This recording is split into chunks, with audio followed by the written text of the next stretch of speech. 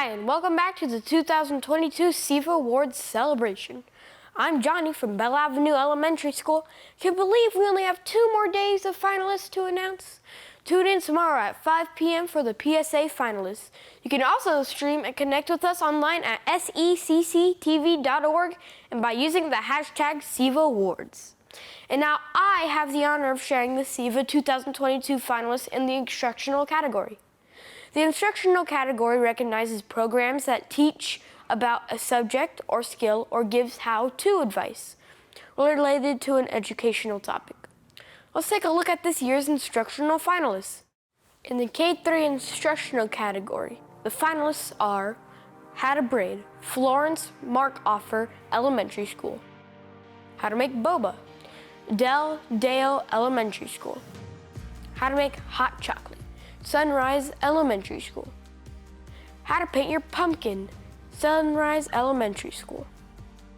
How to Use a 3D Printer, Sunrise Elementary School. Magic Tricks, Sunrise Elementary School. Mummy Cookies with Kaylee, Florence Markoffer Elementary School.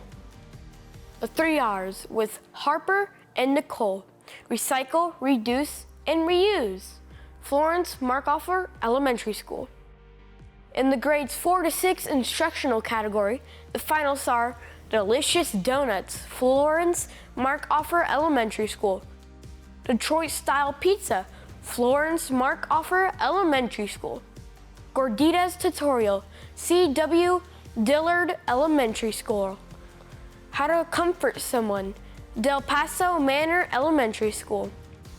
How to Do a Magic Card Trick, James McKee Elementary School. How to Grow Taller, Sunrise Elementary School. How to Make Banana Bread, Florence Markoffer Elementary School. How to Pack a Healthy Lunch, Sunrise Elementary School. How to Play Golf, John Barrett Middle School. How to Raise Baby Chicks, Sunrise Elementary School. How to Take a Wide, Medium, and Tight Shot, John Barrett Middle School. Value Your Visions, Florence Markoffer Elementary School. Sunny Side Up, Heron School.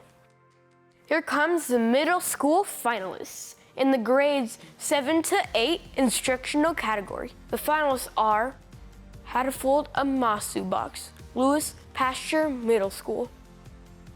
How to Make a Fishtail Rainbow Loom Bracelet, Robert L. McCaffrey Middle School.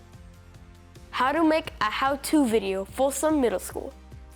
How to Make a Safe and Positive School Environment, Andrew Carnegie Middle School. How to Make S'more Surprise Sandwich, Robert L. McCaffrey Middle School. How to Make Stickers, Sutter Middle School.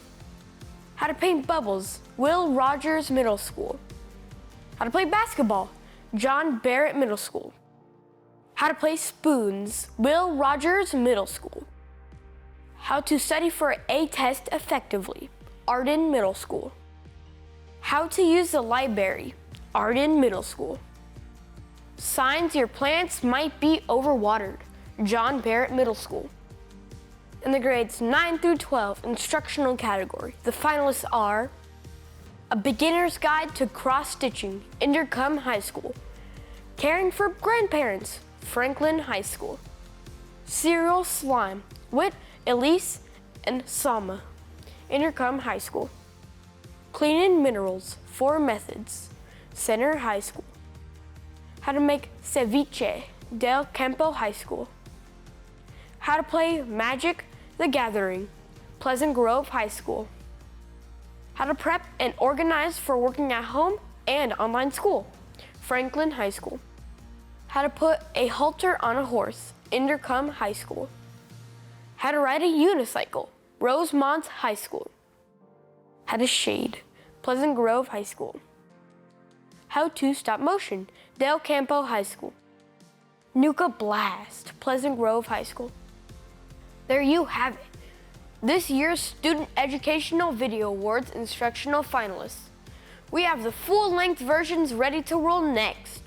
We'll see you tomorrow at 5 p.m. with our PSA finalists right here on SECC Comcast 16.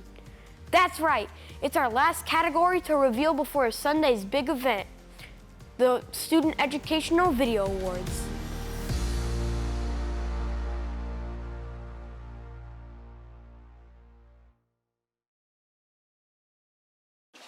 This is how to make a braid.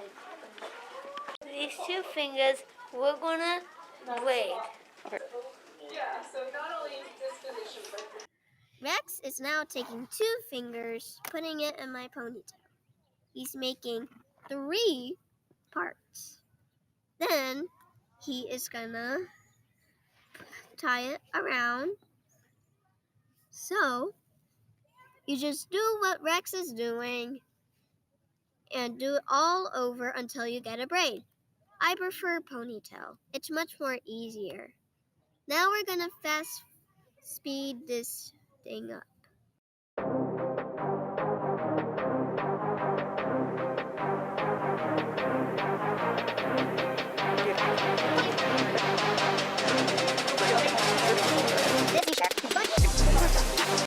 That's all for today.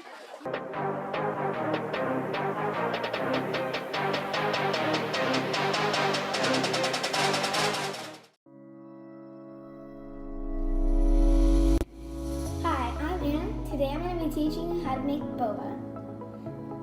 It's kind of a chewy substance. It doesn't really have any flavor unless you put brown sugar on it, which gives it like a sweet taste. It's kind of like a gummy bear. Here's the ingredients. 12 ounces of boba, 2.79 ounces of sugar, 1 ounce brown sugar, 65 ounces of water, ice bath bigger than the one I have right here. And I'm going to make mine bigger. And the tea will come later. So we've got our 65 ounces of water right here in a big pot. It currently needs to boil, so let's do that.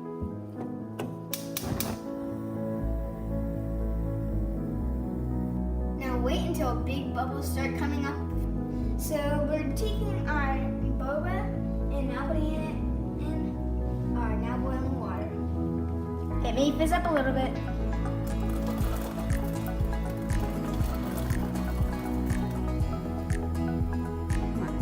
Now we stir it a little bit, we just even it out a little bit, then we wait for it to rise.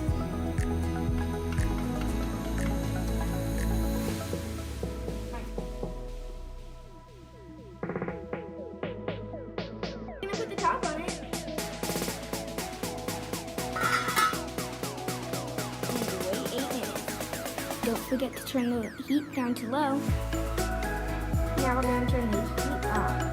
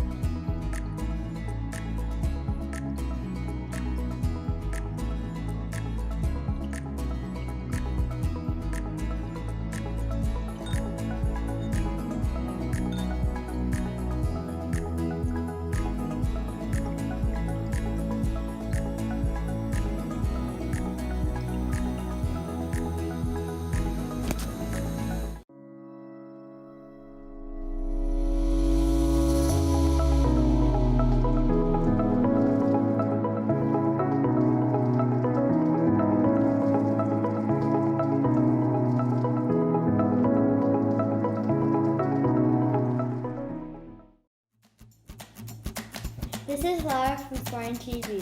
This is how you make hot chocolate. First, you're going to need a mug or a cup if you want. Next, you're going to need a hot chocolate pack or powder. If you have the powder, put the powder right next to it so it doesn't fall on the counter. These scoops will be enough.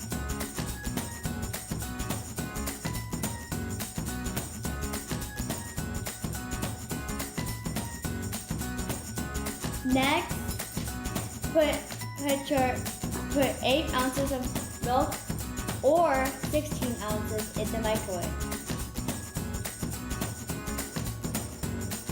Put the timer on for 1 minute and 30 seconds and wait.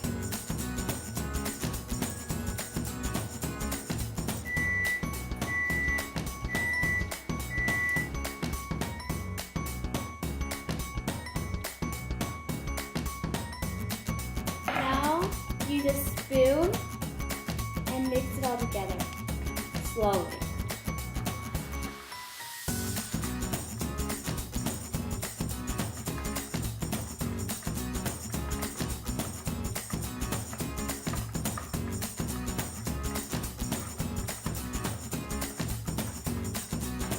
When you're done mixing, put marshmallows or cream on top.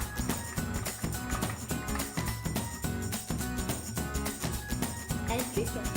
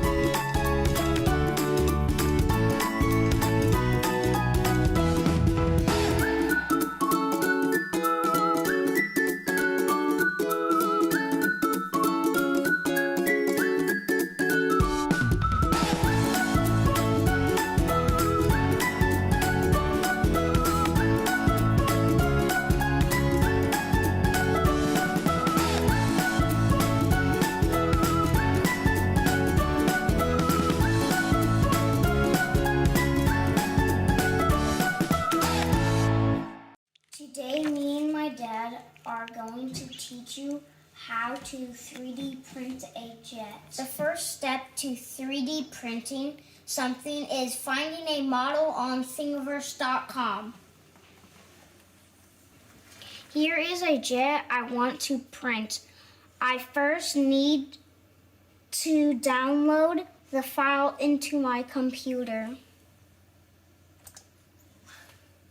Now that I have the file downloaded into my slicing software, I can prepare to print the model. So if I need to make changes to make it bigger or smaller, I can do it here.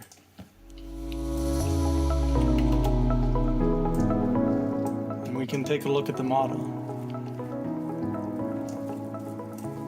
Once we're ready to print, I can control the settings from the software. Now we can watch the 3D printer steps that it will make.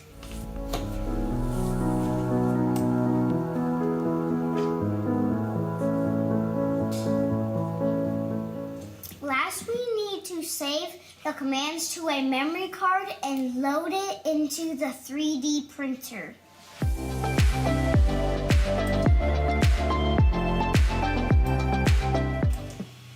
Now I'm going to put in the memory card and start the print.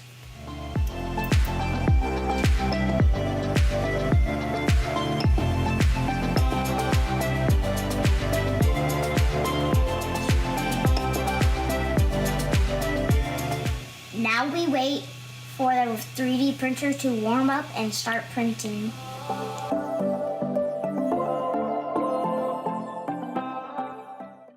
Once the jet is finished, we can take it off the 3D printer and fly it around the house.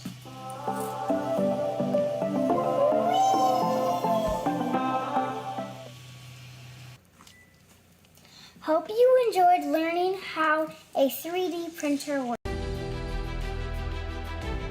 And I'm going to be performing 3 magic tricks. So I'm going to be putting a rip sticking out with a puppy tool. I'm going to turn this. I need to take a call from the phone and low. Then this will be ta-da! So I'm going to make this pencil disappear. 3, 2, 1, and go! So I'm going to make this piece of sticky note. 3, 2, 1, and go! And it disappeared.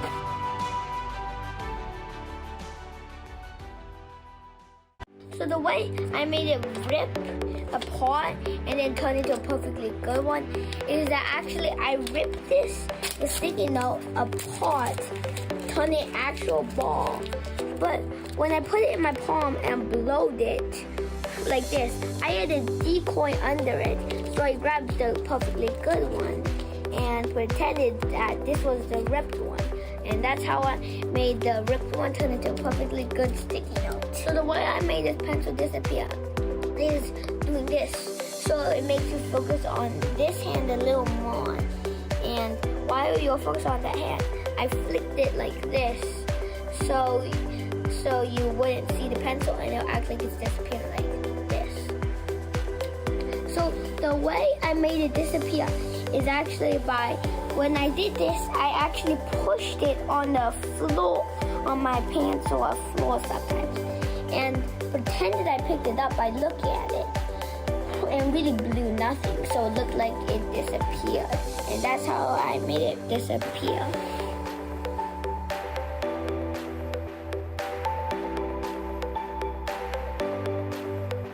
Hope you had a wonderful time learning these tricks.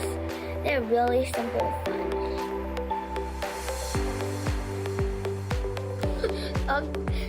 Wait, are we filming?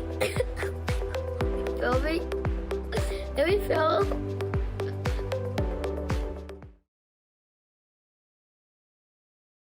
Hi Mustangs! Today we're going to be making mummies, which is 3 ingredients: melting chocolate, Oreos, and some sprinkles. First, you're going to melt your chocolate. We're using white chocolate to make them look like mummies, but you can use dark chocolate. Once you're done, let's drizzle it on our cookies.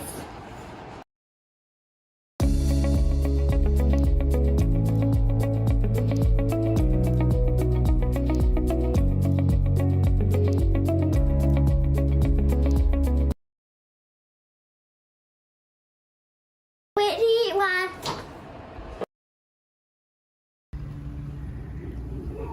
Hey Mustangs, it's Nicole. And Harper. Today we're going to talk about recycling. Hey Nicole. Yeah?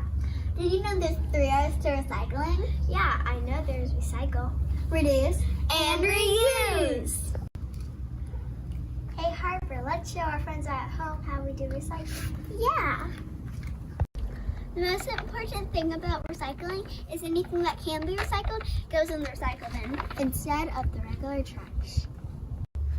The easiest way to know if something could be recycled is to look for this picture here. There are 3 R's in recycling. The next one's reuse. I like to use old mason jars to put in my crafts. Let's go check out a video of me and Nicole reusing our old crayons. Hey Mustangs, it's Nicole and Harper. Do you guys have crayons that you don't need anymore? You could turn that into this. And today we're going to show you how. First, you guys want to take off the paper from your crayons. And the best way to do that is to soak them in water for 15 minutes.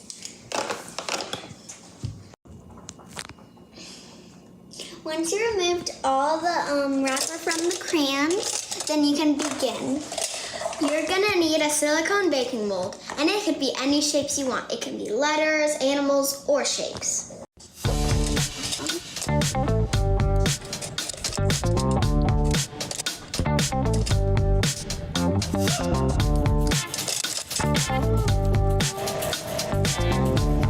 First, you bake them at 275 for 10 to 15 minutes. Then you take them out and then wait for them to get hard again. Last but not least, the last R is reduce. Instead of using a paper bag for your lunch, use a reusable lunchbox. That's how you reduce. You can also reduce plastic waste by using a reusable water bottle. We can reuse plastic waste every day by using reusable shopping bags, or else we'd be buried in trash.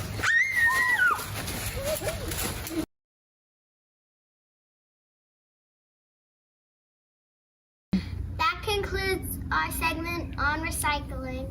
Hope you enjoyed our video or learned something. Bye, Mustangs. Bye.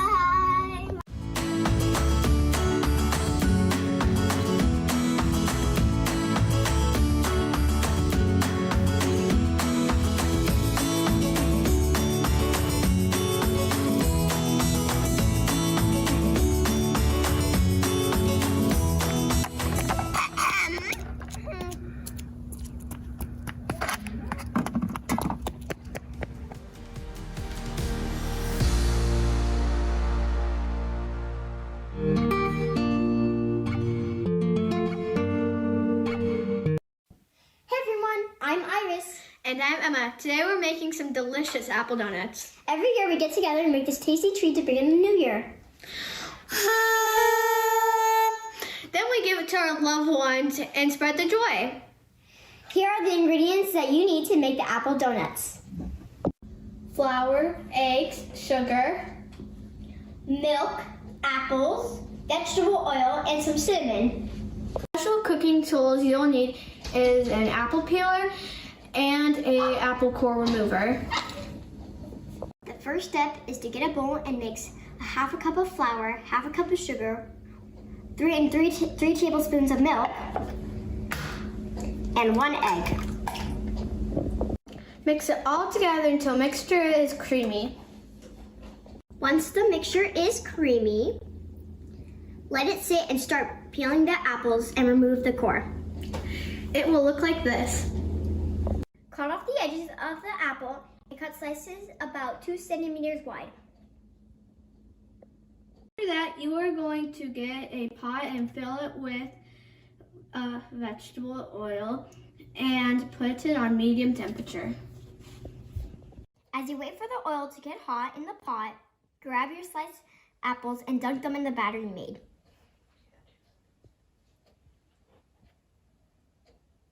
Let the apples cook until they are golden brown on both sides.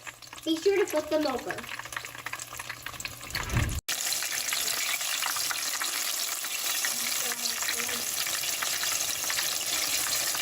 After they are cooked, take them out and put them on a plate with paper towels. Once they have cooled down, sprinkle a cinnamon and sugar mix or one of your favorite toppings. I like sprinkles.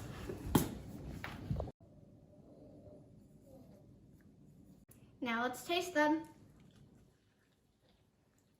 Mmm, so delicious. It's so good. Enjoy your apple donuts. Bye.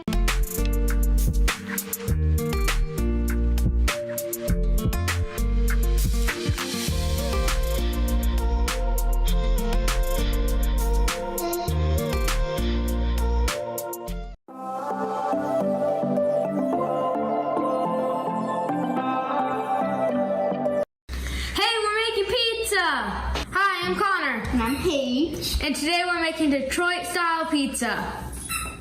Okay, what is Detroit style pizza? Detroit style pizza is the cheese goes all the way to the crust and is cooked in a steel pan. Okay. And the sauce also goes on top. Okay, that's interesting. Here's our ingredients. 612 grams of bread flour. Check. 68 grams of semolina. Yep. What's semolina, by the way? It's a special type of flour. Okay. 476 grams of water. Check. What was in the water that makes it so funky? It was yeast. 5.2 grams of yeast. Yep. Very important. 13.6 grams of salt. Check.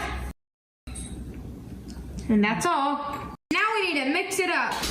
What's that? It's a Danish dough whisk. Why are you doing that though? So it gets all doughy. Okay.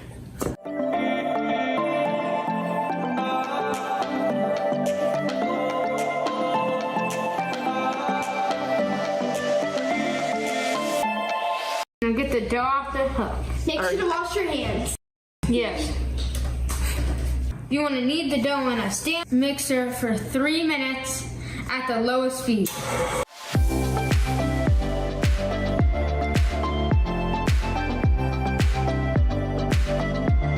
Mix on second speed for 2 minutes. Now you de-boil it and put some olive oil in the bowl.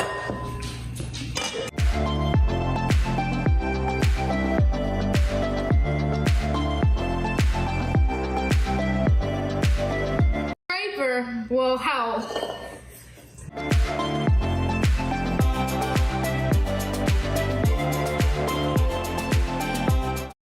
Cover the bowl and let it rest for 30 minutes. The shower cap works great for covering the bowl. 30-minute trampoline break. Let's go.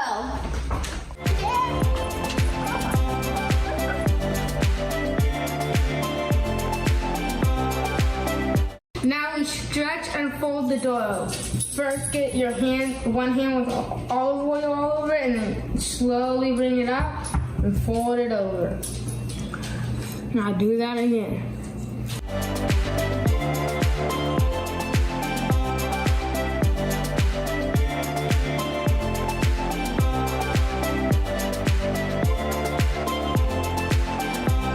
Now cover it again and wait another 30 minutes. Quad break. Where did that net go?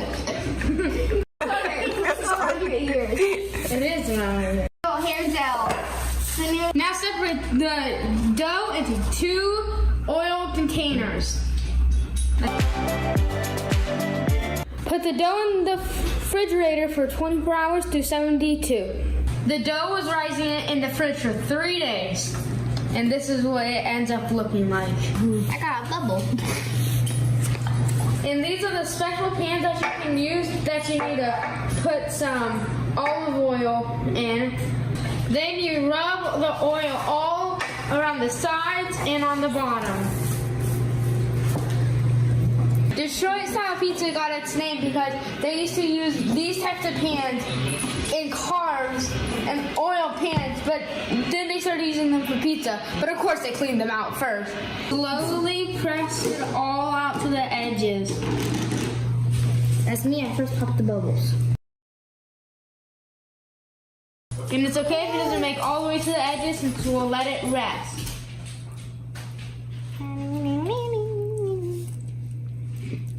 Now let it rest for half an hour. Otherwise known as 30 minutes. Nobody wants a flat pizza. Don't pop the bubbles. So you don't pop any of the bubbles. Because you do not want a flat pizza.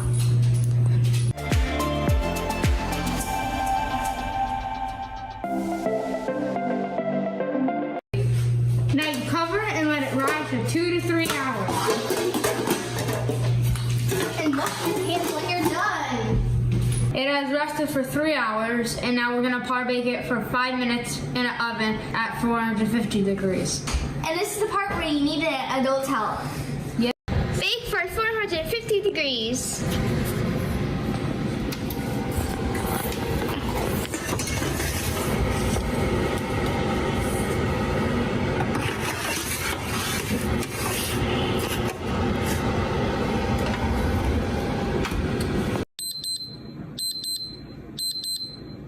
Par bake means to bake ahead of time to make sure your dough's not raw.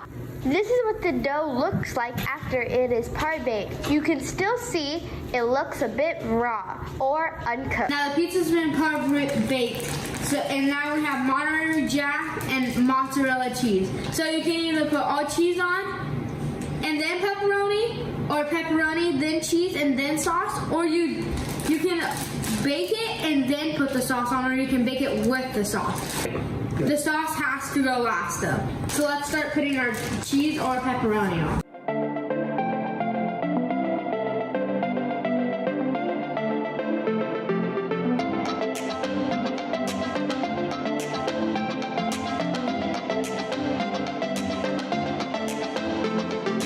You want the cheese to touch the edge since it gets cheesy on the side. So now you put the pepperoni on.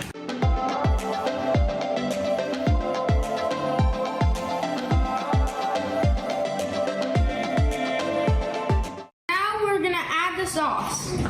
You can do it any way you want. You can do it diagonal or up and down. Be creative. Side to side, or just drizzle it on.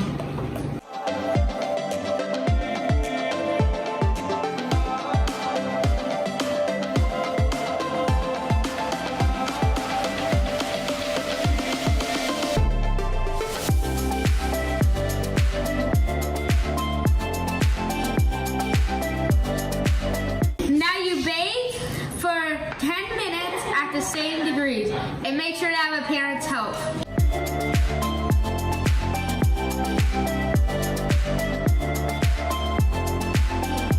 Now you will add some of Parmesan cheese with this grater.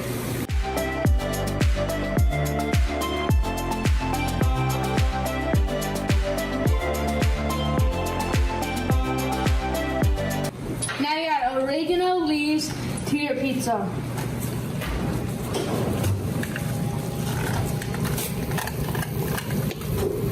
So now he is cutting the edges so it will come out when you put it on a cutting board. So it will be easier.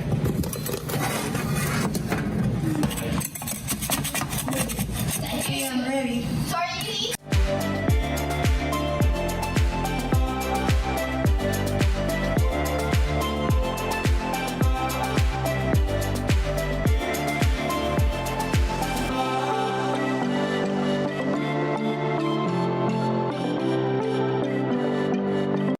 Now we cut it with the pizza cutter.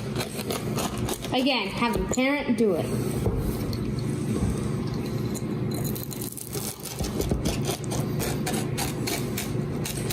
Now done cutting, and we can eat the pizza now. How would you rate it out of 10 stars? 10. 11. That's not possible.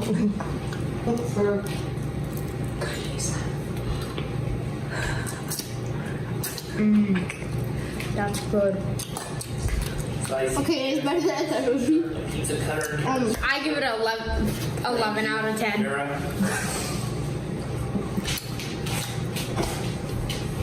10 out of 10 is good. You've been doing pizzas.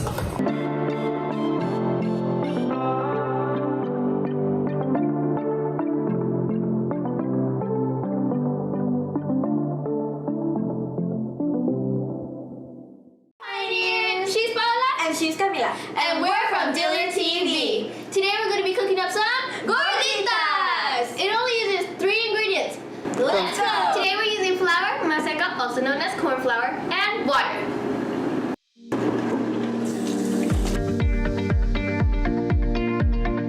Now we're ready to start cooking. Alright, next you're going to mix your dry ingredients in a bowl. We're going to use 2 cups of maseca and 1 cup of flour. I'm going to use a whisk to mix them together. Now we're going to add 1 cup of water.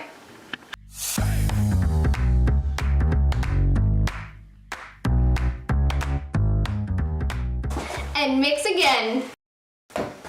Next, grab a piece of mixture about the size of your palm and then roll it. And then toss it a bit, but don't drop it.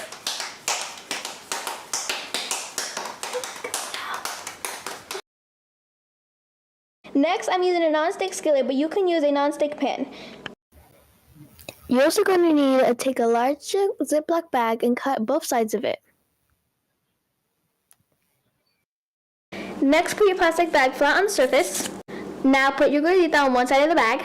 Fold it over and smush your gordita. Make sure it's not too thick or too skinny. Next, take it up like this and hold the corner so none of it goes with the bag. If some of it does, that's fine. You're gonna follow me to the stove and gently place it.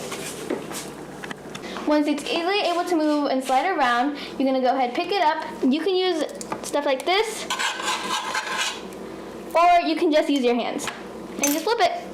As you can see, they start puffing up, so you can go ahead and grab it, but be careful, it's hot. And boom, you have a gordita. We're gonna take one extra step though.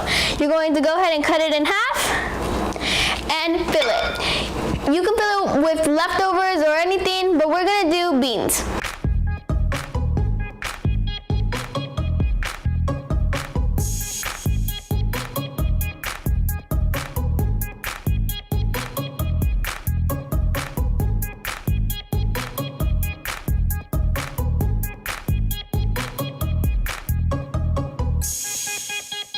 Did you like it too?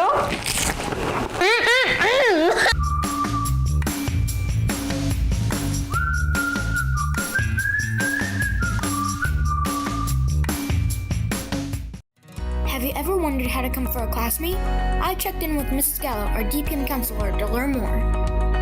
Body language and tone and facial expression play a really large role. When comforting a classmate, I think it's important to practice active listening or listening with your whole body so your classmate really feels listened to and heard. She also shared signs that we should look for when a classmate is sad. Be avoiding eye contact. They might have their head down on their desk or in their lap, and they might want to be alone or seem withdrawn. So, how can you help? Ways that we can do this, first and foremost, is eye contact. So you want to make sure you're looking at them. When you're speaking, you want to make sure you have an open body so your arms aren't crossed. Mrs. Gallo also shared some next steps to support your classmate.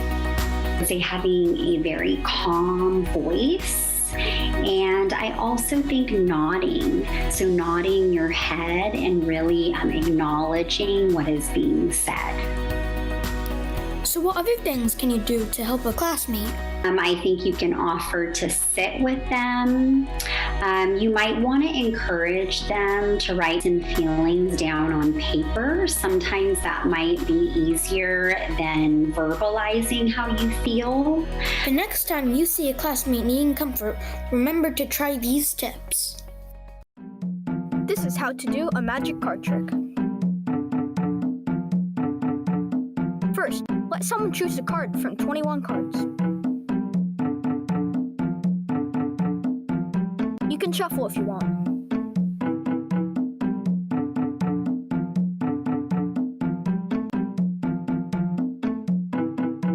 Place 3 rows of 7 cards.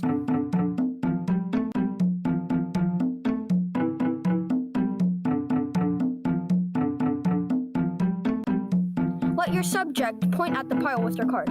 Take the pile with their card and put it in between both of the other piles. We will now repeat this 2 times.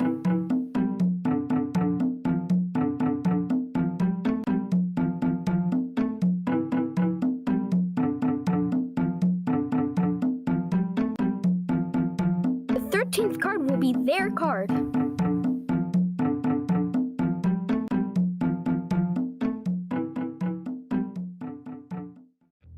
How to grow taller. Hi, I'm Nathan and I am really short. It's hard for me to play basketball. When I play basketball with the tall kids, they hold the basketball above their head and I can't reach it. I have tried everything from drinking milk to exercising, but I have found a few tricks that will help you grow 1 millimeter more. Studies show that girls are taller than boys at a young age because they mature faster than boys their age. The meals you eat each day should contain fruits, vegetables, whole grains, low-fat dairy, and lean protein to help you grow. Some exercises lengthen your spine, which results in increasing your height. 3 exercises that lengthen your spine is toe touches, lunges, and the cobra pose. Also, keeping a good posture when sitting or standing helps you grow. Mental health is just as important as your physical appearance because if you are not positive about yourself and you are constantly stressed and are criticizing yourself, you will not grow as a person and your negativity will affect people around you. But at the end of the day, you should be proud of your height no matter how small or tall you are. Look at me now, I grew 1 millimeter.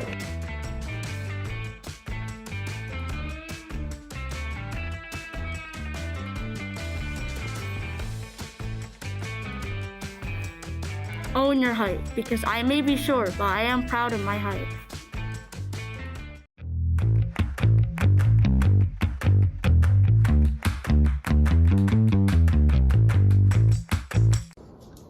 Hello, I'm Blake B, and today I'm going to show you how to make banana bread. So the ingredients are 4 to 5 very ripe bananas, sea salt, vanilla extract, a stick of butter, baking soda, 2 large eggs, beaten, all-purpose flour, brown sugar, a pan, a mixing machine, and non-stick spray to make the pan not sticky. You also want to mash the bananas, like this.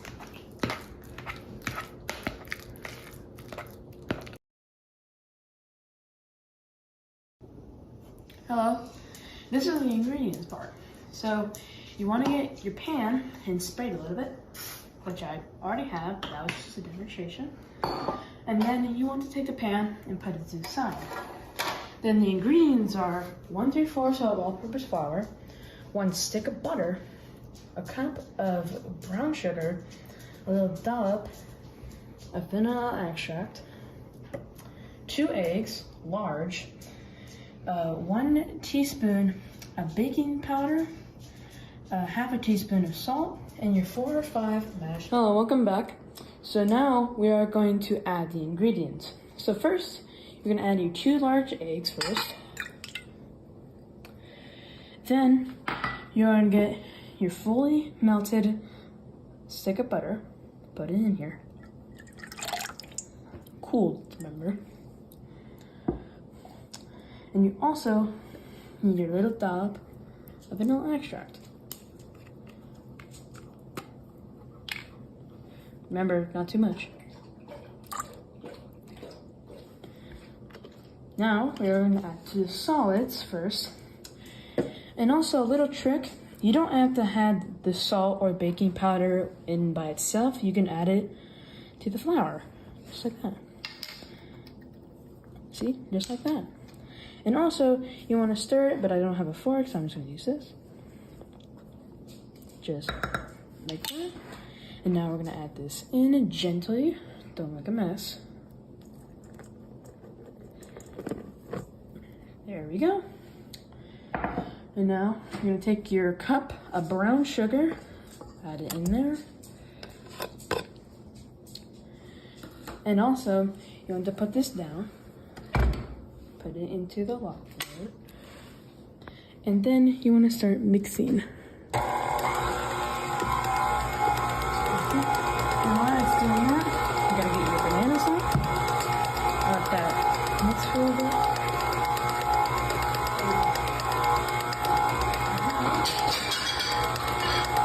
You should get the bananas in with a spatula. Gently add it in at a time.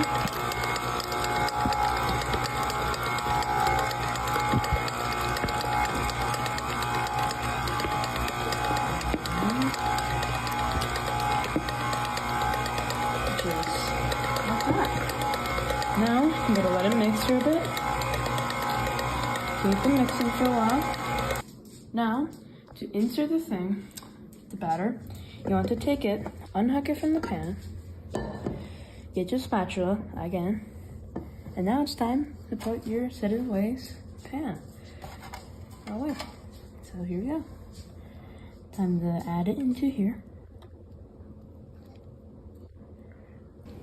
And also, if you wanted to make the bread a little bit more sweet, you take a little bit of sugar and gently sprinkle it on top of the batter to make it so when it comes out, the crust will be nice. And you also want to preheat the oven to 350. Just like that.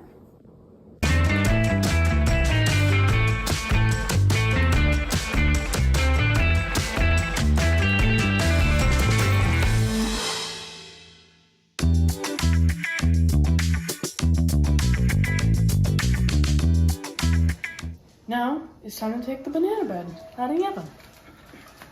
Here we go.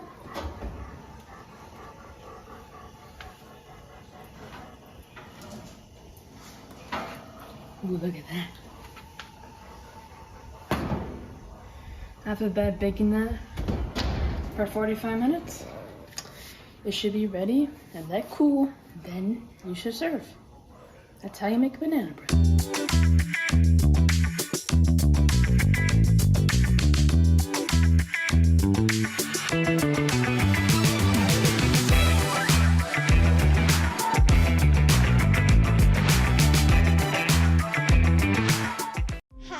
My name is Olivia.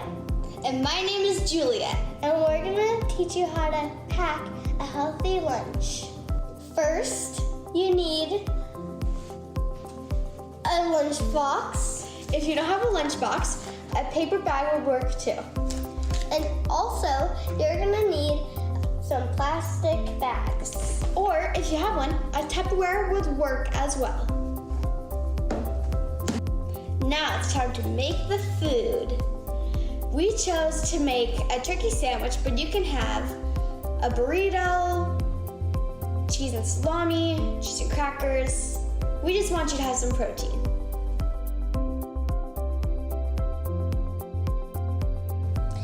Now put your main item in your container.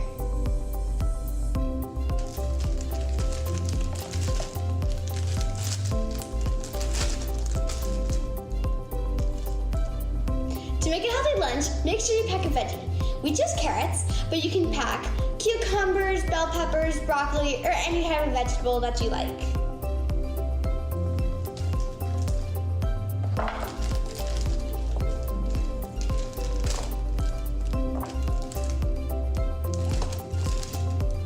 Now we're gonna pack a fruit. I'm gonna pack a banana, she's gonna pack an apple. But you can also pack grapes, nectarines, or other types of fruits.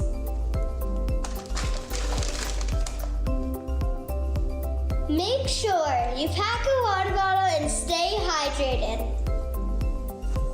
That's how you pack a healthy lunch. Hi, if you're interested in learning to play golf, this video is right for you.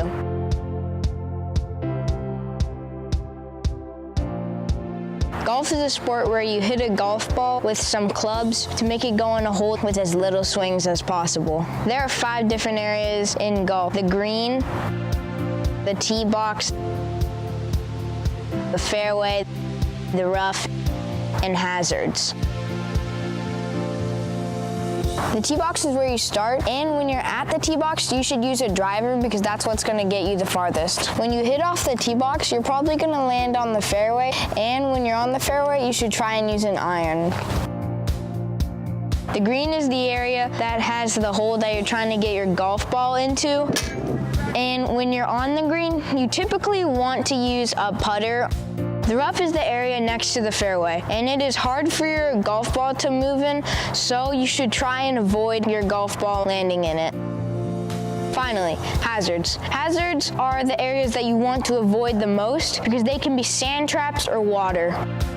Sand traps are pretty hard to get out of. So if you landed one, you should use a sand wedge because that's what's gonna get you the highest chance of getting out. The water is the worst area to land in because if you land in it, you lose your golf ball, you try again, and it costs you 1 swing.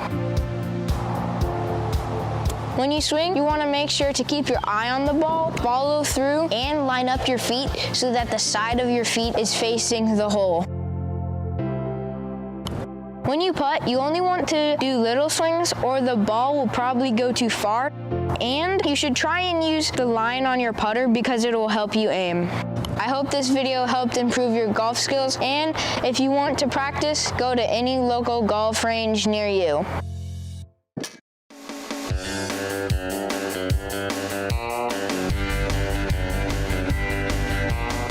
Hello, I'm Everly Bennett, and I'm going to teach you how to raise chickens. Come on, let's go get some chicks.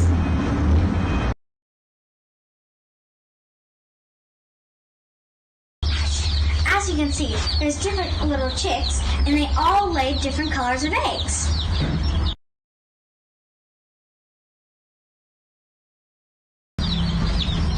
Today we'll be getting a blue copper marin and an olive egger and a black copper marin.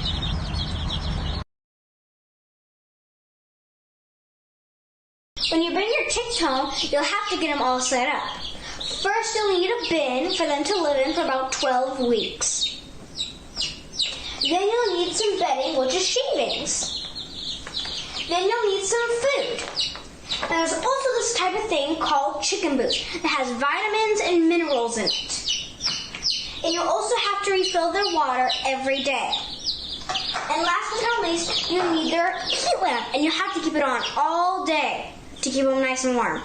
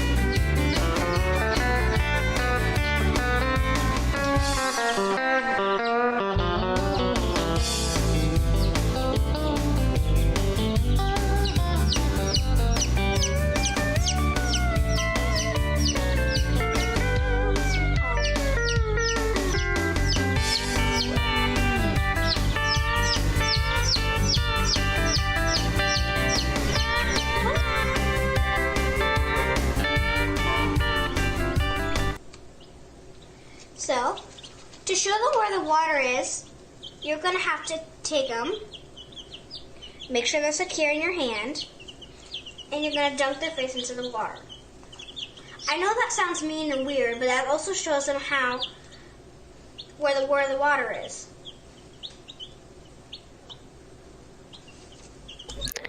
Wait till your chickens are 12 weeks old so they can move out into the big coop. Here's an example of a coop that we built.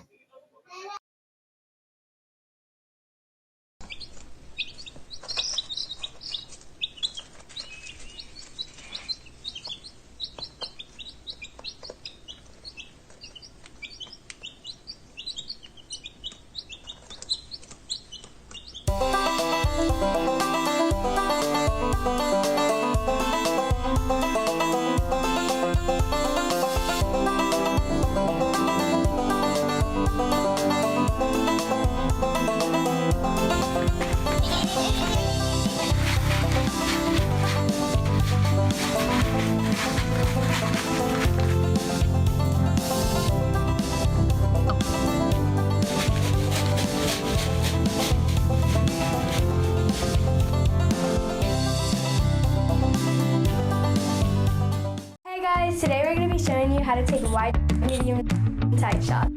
The first step is to take your wide shot. To take your wide shot, move a far distance away from your object.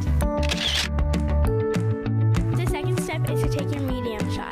To take your medium shot, move a mediocre range from your object, then take the video. The last and final step is to take your tight shot. To take the tight shot, move a tight range from the object, then take the video. Roll the cameras. Your wide shot, move a far distance away from your object. To take your medium shot, move a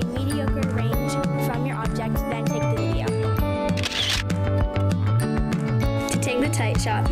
Move a tight range from the object, then take the video.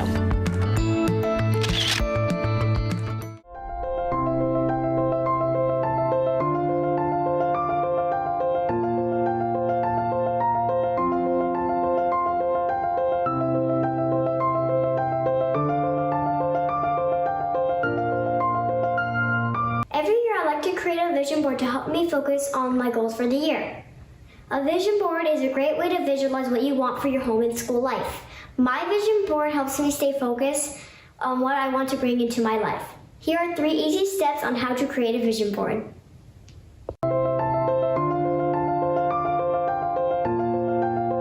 Think about the goals you have for the year. I like to separate my goals into 2 categories, personal and school.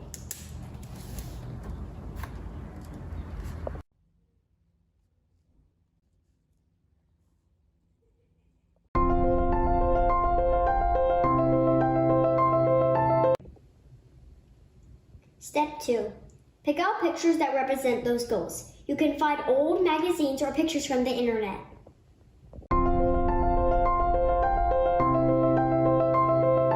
Get a large poster paper and glue on your pictures. I like to write words that help me remember my goals.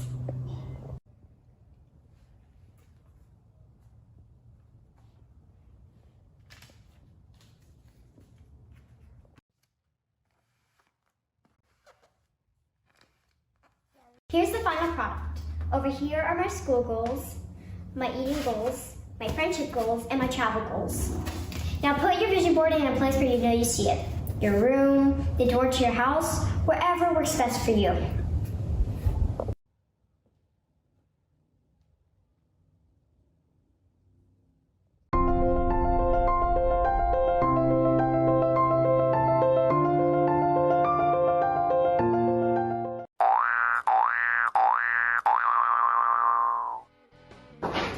Hey guys, welcome to Sunny Side Up, Taryn's Premier Cooking Show. Today I will be teaching you how to make an omelet. Alright, let's do this. Before you ever cook something, make sure you always wash your hands and also have your area clean as well. Also, you want to have your ingredients right next to you. Step 2, preparing the eggs. So we're going to prepare the eggs in a bowl so we can beat them. And we're going to use our seasonings. We're going to grab our seasonings, whatever you like. Today I will be using garlic, salt, and pepper. So we have garlic, salt, and pepper. Then, since we're beating the eggs, we need the whip.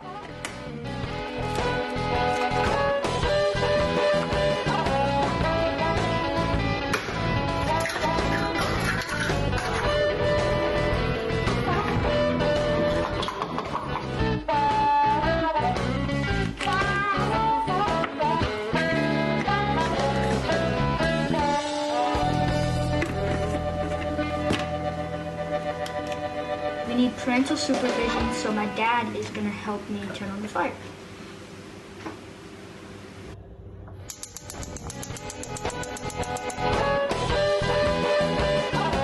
Step 3, cooking the eggs.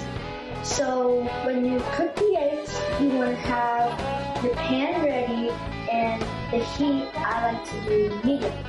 But make sure you either melt some butter, or I suggest you melt butter, non-sticks, because that'll keep it from sticking to the pan. Once you do all of those things, one of them, we're going to pour in the eggs, and today I'm using sliced cheese, and the cheese I chose is white.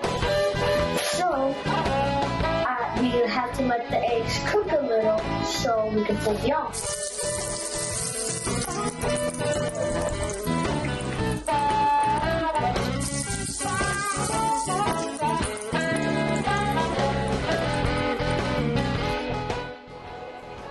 Allow eggs to cover the pan, cook for about a minute, add your ingredients, then fold it in half, keeping the goods inside.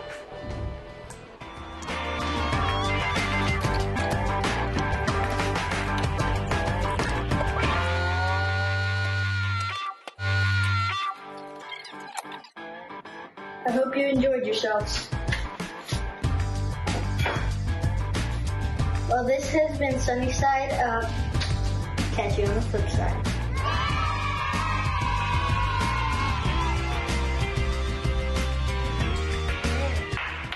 I cannot wait to finish it.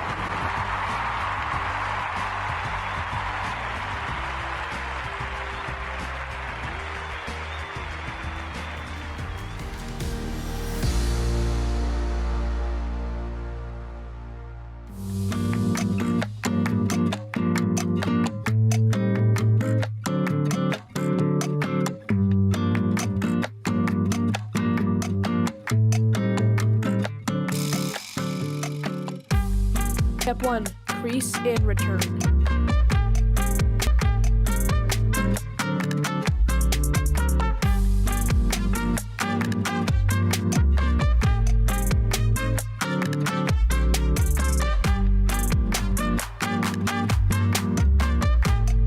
Step 2.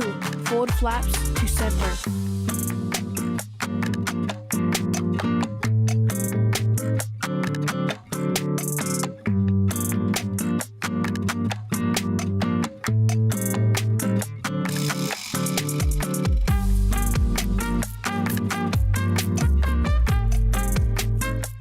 Fold sides into center and return.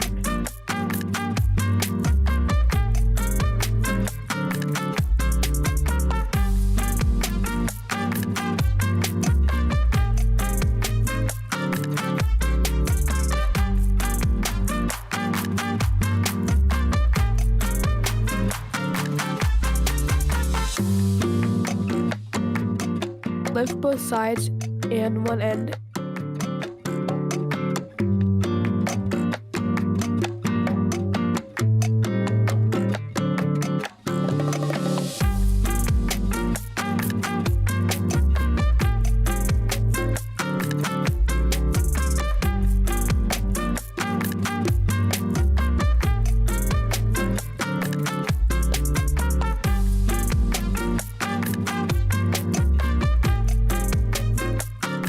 Fold that flap into the center.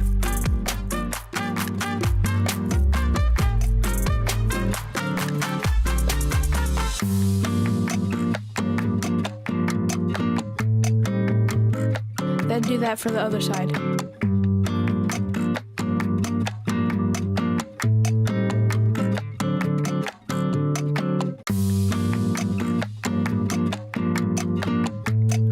Nice, and you're done.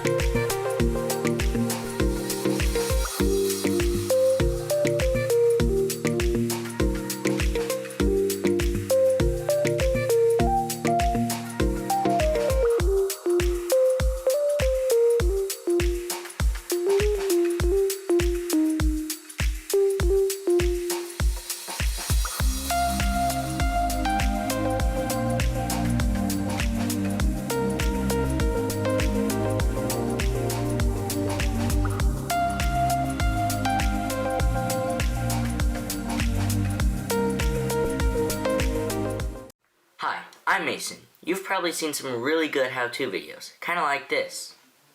Well, in this tutorial, I'm going to be teaching you how to make great how-to videos. The first step to making a how-to video is going to be to create a list of things that you're good at. Now, this may sound obnoxious, especially if you already know what you're going to teach, but it's really important that before doing anything else, you make sure that what you're teaching is the best thing you can possibly teach. Now, for this example, my instructional video is going to be about making how-to videos. So you could technically consider this a how to make a how-to video. Huh? Exactly.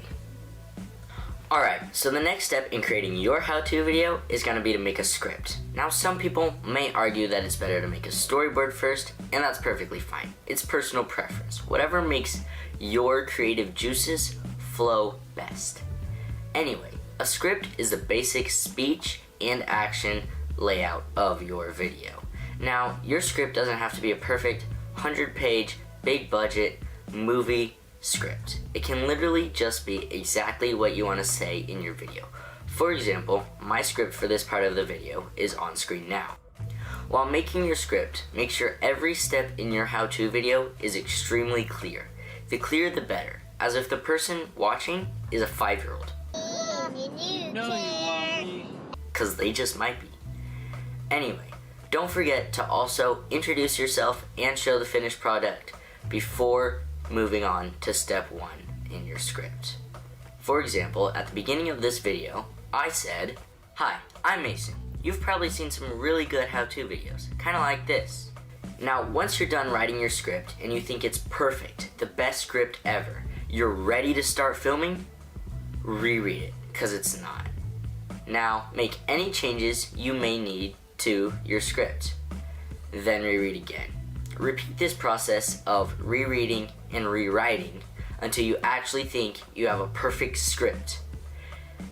And then reread again and rewrite. Okay, I'm assuming you understand. Rereading is important. Now that you finally have a perfect script, it's time to start making storyboards. Next step! So the next step of your production process is storyboarding. Storyboards are pages that are similar to comic books. They consist of pictures with captions underneath. Storyboards are used to show what will be on screen in your video at what time, and the captions underneath are used to explain this through words. But here's some good news. You don't need to be the best artist in the world to make a storyboard. In fact, it's perfectly okay for your storyboard to consist of stick figures and messy sketches. As long as you know what your storyboard means, you should be okay. Depending on the length of your video, your storyboard should be a bit longer. It's a good idea at this time to think about using different shot types in your video. If you're going to include complex shots in your video, it's important to add them to your storyboard because it'll make it way easier to set up your shots. Now, don't forget the captions on the bottom.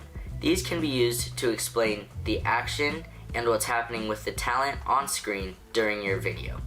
And if you want to get really complex, your captions can be used to show lens types, shot types, and camera motion being used in your video. So go ahead, make your storyboard. Okay, here comes the fun part. It's time to start filming. Now, wait.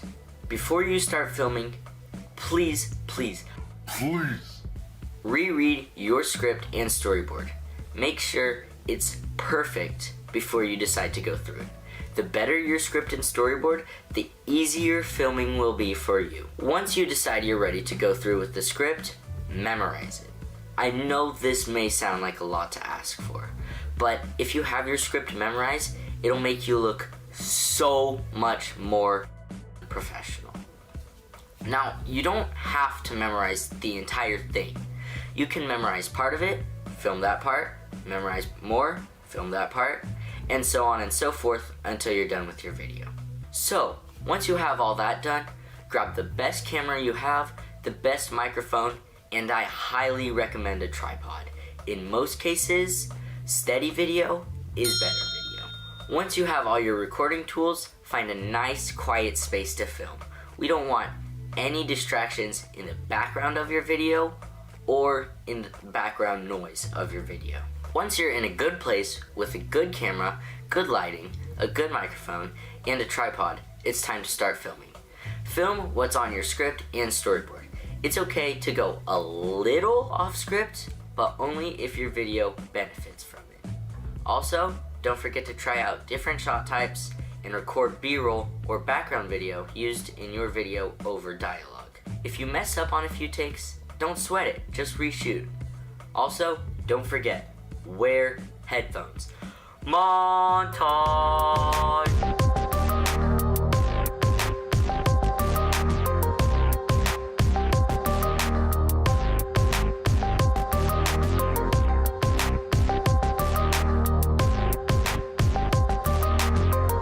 Okay, here's where things start to come together.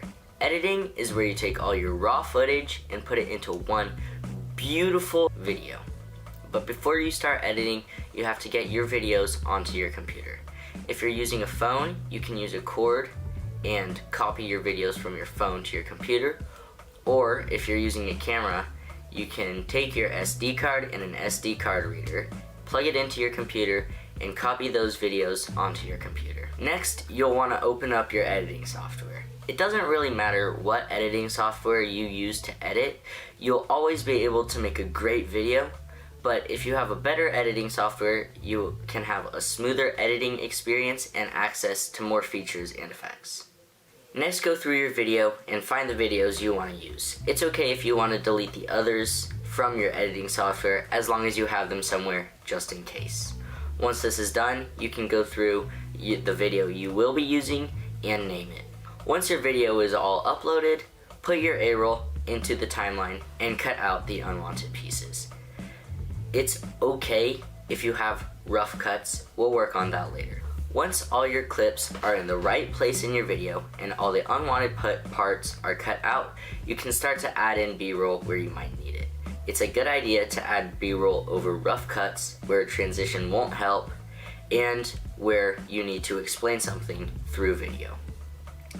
To insert B-roll, just place it over your A-roll and then cut it down to when and where you want it. Once all your A-roll and B-roll is in, it's time to add transitions.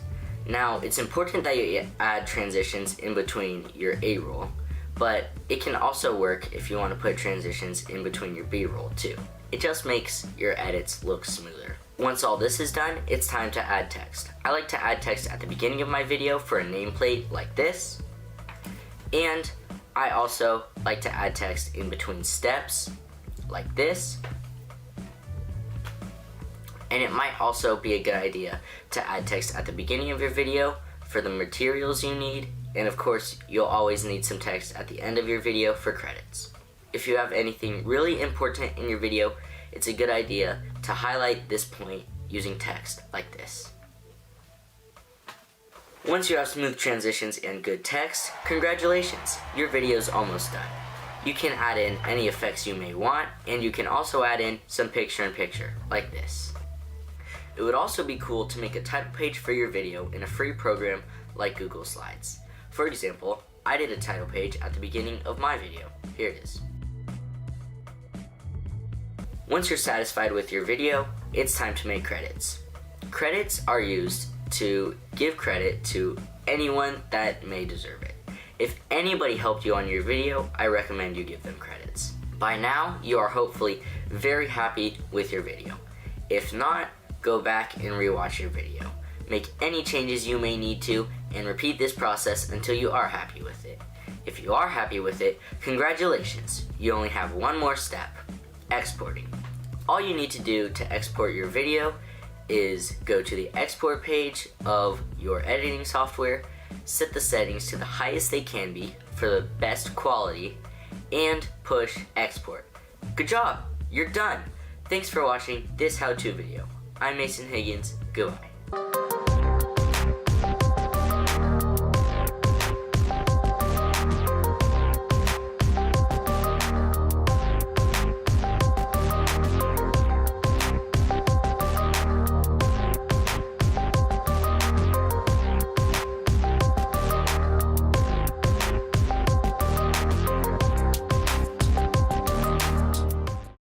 In this video, you will learn how to make a safe and positive school environment. If you follow these steps, you too can make a big impact in your school's environment. Step number 1, be friendly to staff members and fellow students. One of the most important steps to make a positive school experience is to treat the people around you with kindness. Be respectful and kind to everyone that surrounds you. Step number 2, pick up trash when you see it. Picking up trash around the school can not only help your school's impression and cleanliness, but it can also save the janitors time for more important tasks. Step number 3, offer a helping hand to someone who needs it. Helping fellow students and your teachers can help create a positive school environment. It can also lead to stronger relationships and new friendships. Step number 4, compliment someone. Complimenting others will most definitely make them more confident and happy. Noticing the small things in people can help improve their well-being and mindset as well. Step number 5, do what you're supposed to do. Doing what you are supposed to be doing will surprisingly help others too. Setting a good example and being a leader can lead students to the right path. Step number 6, use things and items properly. Using school equipment and property properly will set a good school reputation and example. These steps can deeply improve your school's environment.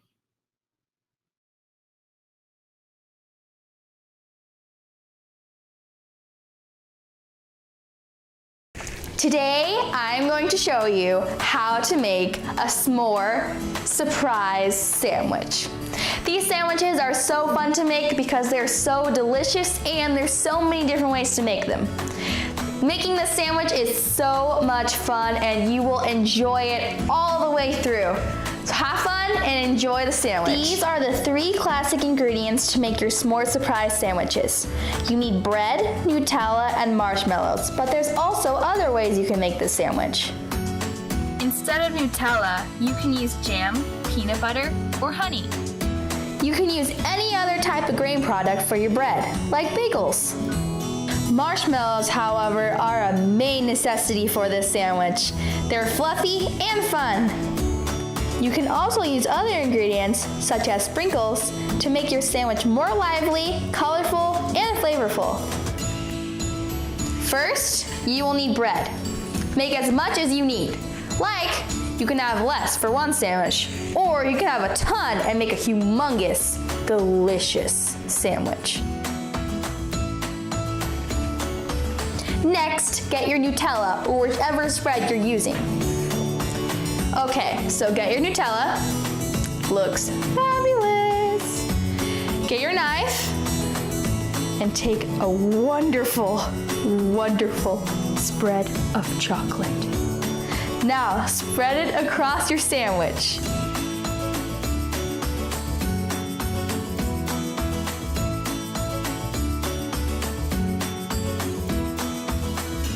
Now, you have wonderful Nutella all over your bread. Now, get your marshmallows for something super soft and fluffy. Now, get your marshmallows and put them on the top of your hazelnut spread. Put as much as you want onto your bread. It is your sandwich, so do what you want to do. Now, we can have our extra color, our sprinkles. This is an option, so you don't have to put sprinkles on your sandwich, but it makes it so much fun. Now, you're gonna put your bread on top of each other. Be careful, because your marshmallows could fall off if not stuck on your spread correctly. Now, you have your bread.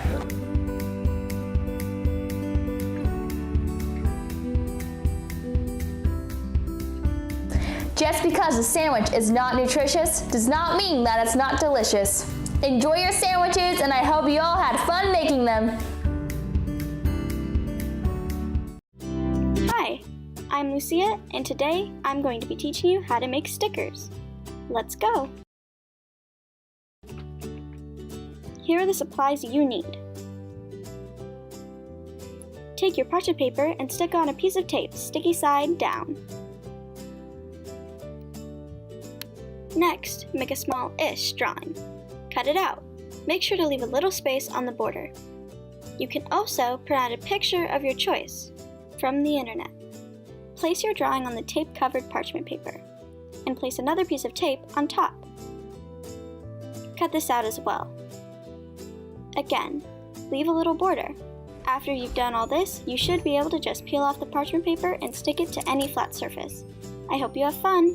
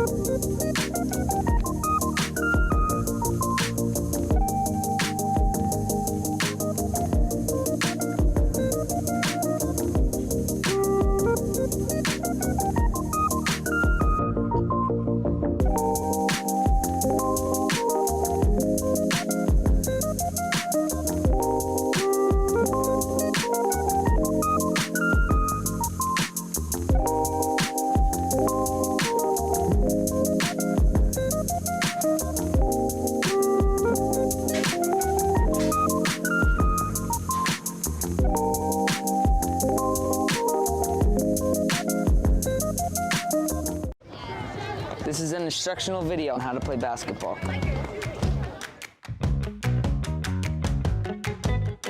Alright, first you need to know the basics, like dribbling, shooting, and defense.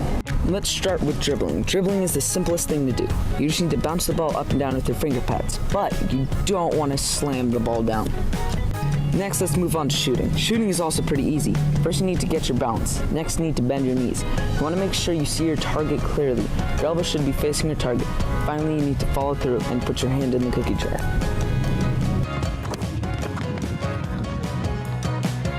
Finally, defense. Defense is a little bit harder. You need to stay about an arm's length away from your opponent. You want to stay lower than your opponent and not reach for the ball. Next, you want one arm lower than the other. If your opponent stops, then stick one arm straight up in front of them. Alright, now that you know the basics, let's move on to positions. 1. Point guard. Point guard is responsible for handling the ball and bringing it up the court. 2. Shooting guard. Shooting guard is a player who can score a lot of points in a short period of time. 3. Small forward. A small forward is often compared to a shooting guard in that they have similar jobs. 4. Power forward. The power forward is a big, powerful individual who can dominate rebounding and inside scoring. 5. Center. The center is almost always the biggest man on the court, a player who can alter the opponent's offense just by his presence. Alright, now that you know the positions, let's move on to rules. First thing you need to know about is double dribble. If you hold the ball in both hands, you cannot dribble until you get the ball again. Next, you need to know about travel. Travel is when you take more than 2 steps without dribbling. This will cause the ball to go to the other team. Out of bounds is when the ball goes outside the line. Once it does, the team that didn't touch the ball last gets the ball. And finally, there are only 5 people per team on the court at a time. I hope this video has taught you, or at least helped improve your knowledge on how to play basketball. How to play spoons. Spoons is a game where you pass around cards trying to get 4 of a kind. This 4 of a kind can be any number, but they have to be different suits. Once you or somebody else has 4 of a kind, anybody is allowed to grab a spoon. Start by shuffling a standard deck of cards without jokers. Then deal 4 cards out to every player. Since there are 1, 2, 3, 4 players, we need 3 spoons. This is so we have one less spoons than there are players. The dealer will grab cards trying to make 4 of a kind while passing the cards that they don't need to their right. Once somebody has 4 of a kind and a spoon is taken, anybody can grab a spoon. Here, a spoon is taken, but he keeps playing so other people don't notice. Last person without a spoon gets a letter. When you use a letter to spell spoons, S-P-O-O-N-S, that person is eliminated.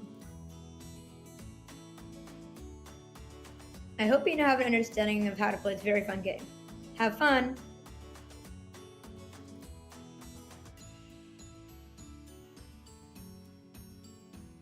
Studying for a test is a crucial skill. Here's how you can study for a test effectively. Don't procrastinate. If you wait until the last minute, you'll have to cram. So instead, make sure to practice a little bit every day.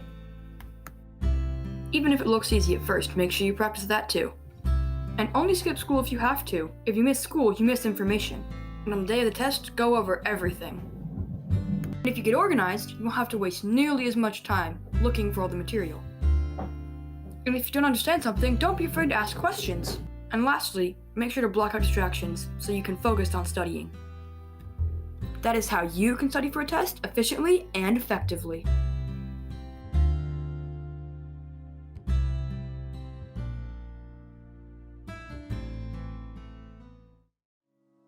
When going to the library, walk in quietly, being respectful of those around you. Find a book you are interested in and take it to the front desk so the librarian can help you check it out. You will show your ID card and the librarian will scan the book in so it shows in your account. Once you have checked it out, quietly exit the library. Once the book is in your possession, be responsible with it. No roughhousing it or putting it in any risk of damage.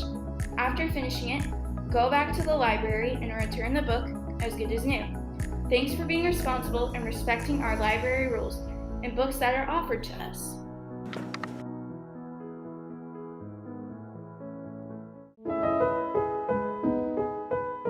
Are you paranoid that you're overwatering your plants? Well, I'm here to help. So here's for signs that your plants might be getting overwatered.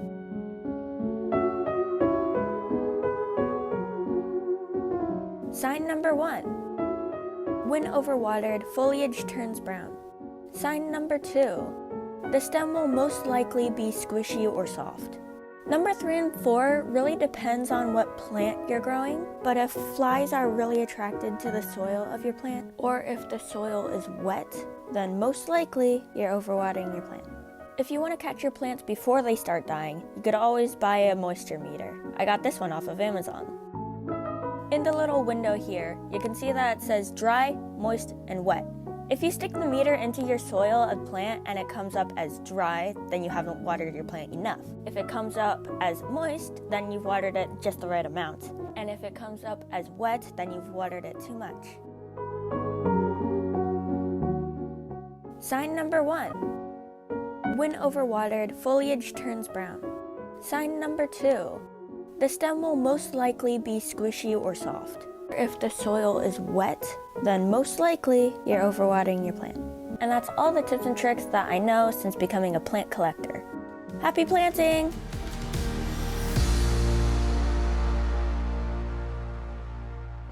Hello everyone, my name is Emily and I'm going to be teaching you how to cross-stitch.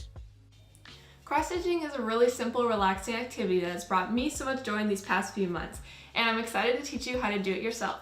It is not that complicated if you take it step by step. Let's get right into it. I'm going to teach you how to cross-stitch with this simple heart design I created. You are going to need the following materials before we begin.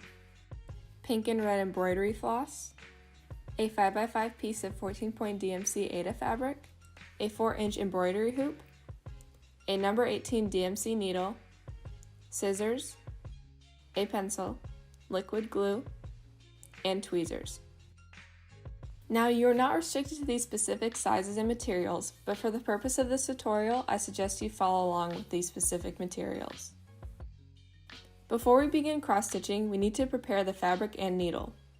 First, place your cut fabric square on the inside part of the embroidery hoop.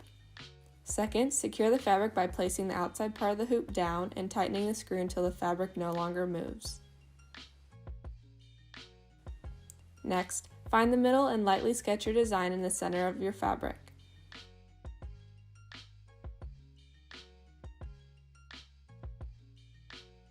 After your fabric is ready, cut a generous length of embroidery floss and separate 2 strands by pulling the floss apart. Then, bring the 2 end pairs together, creating a loop which you will feed through the eye of the needle. Finally, guide the point of the needle through the loop you fed through the eye to secure the thread. Now we are ready to cross stitch. First, pick a line to start with and widen the first left bottom hole of the line with your needle. Don't poke your needle all the way through. Second, flip over your hoop and feed your needle a majority of the thread through the hole you widened in the previous step.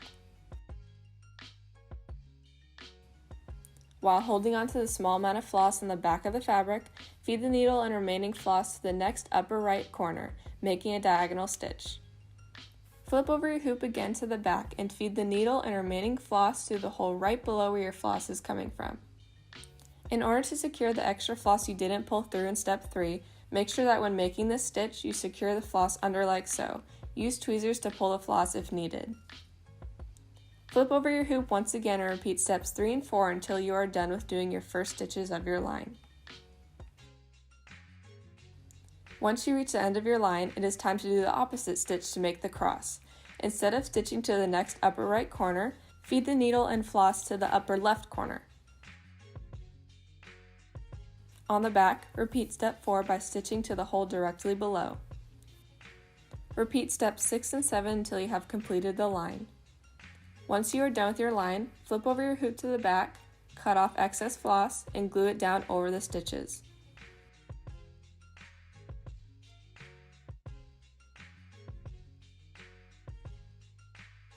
Repeat preparatory steps 4 to 6 when you run out of floss or want to change your color, and repeat steps 1 through 9 until you have completed your design.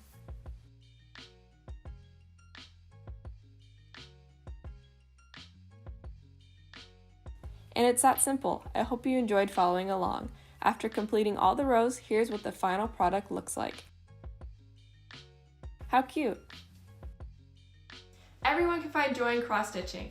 Personally, I enjoy taking my project outside to work on to enjoy the nature around me. You can complete simple designs as I've shown you today, or you can complete more complex designs as shown here. Thank you so much for watching and happy cross-stitching!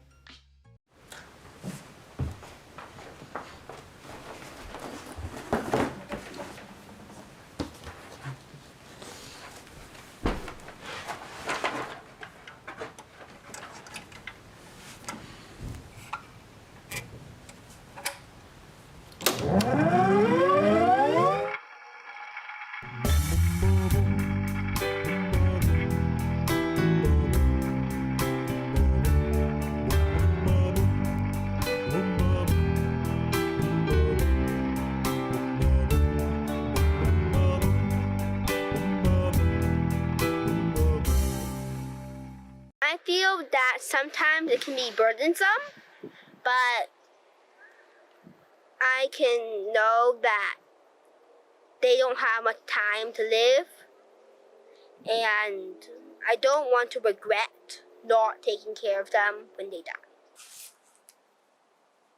But how can we take care of our grandparents? First, set a regular time to visit and interact with them. For example, we set apart each Saturday night to visit and have dinner with my grandpa. For my grandmother who lives with us, we set a time to say good night to her before we go to bed. When she is not staying with us, we set a time to video conference with her during dinner time, even if it's just for a couple minutes. Second, grandchildren can provide entertainment for their grandparents. You can sing, hula hoop, dance, or just simply be silly. Third, assist the grandparent with personal care. For example, a grandchild's height is good for being a walking stick. We can get shopping carts for grandparents, help them to read fine print at the store, and hold doors for them. For an immobile grandparent, a grandchild can assist in helping to get on a wheelchair, push the grandparent's wheelchair around the house, and remind him where things are. We can also feed our grandparents and pray for them. The last item is the most important item for grandchildren to do for grandparents. Grandchildren must try to interact with their grandparents with a loving attitude.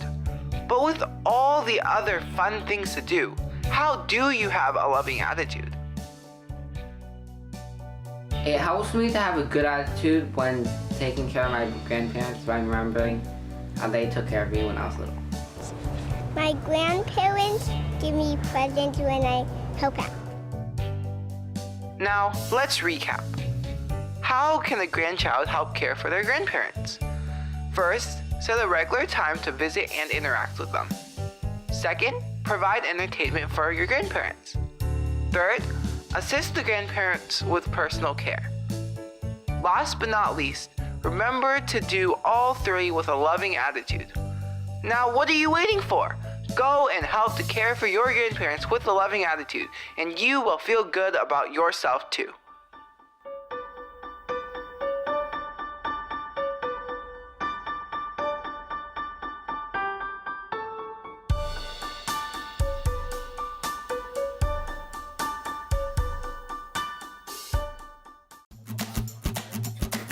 How to make cereal slime. Ingredients needed. Step 1.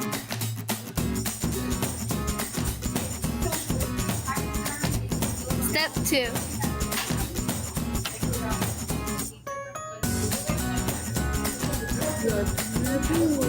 Step 3.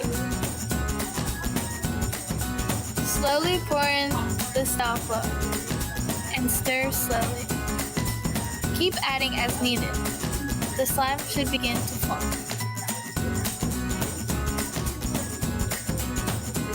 Keep stirring. Almost there.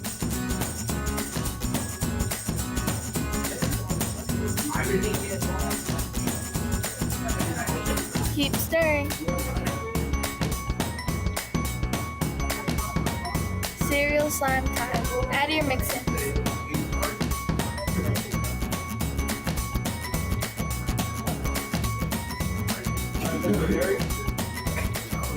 Step 5.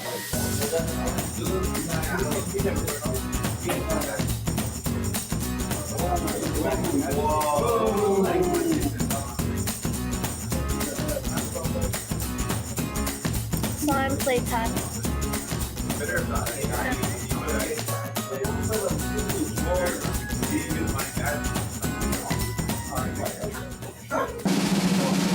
Lo and behold, cereal slime.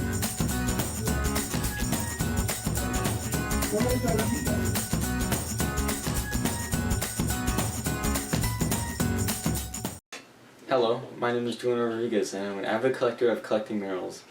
Ever since I was a little wee boy, I had a fascination with crystals, and maybe even you too. Today I wanted to show you 4 ways of how to clean minerals. First method, water and toothbrush. For this method I'm going to use these dirty amethyst crystals. All you need for this is a toothbrush and a container with water and soap. Mix the contents together and start to brush each rock to get off all the dirt and clay.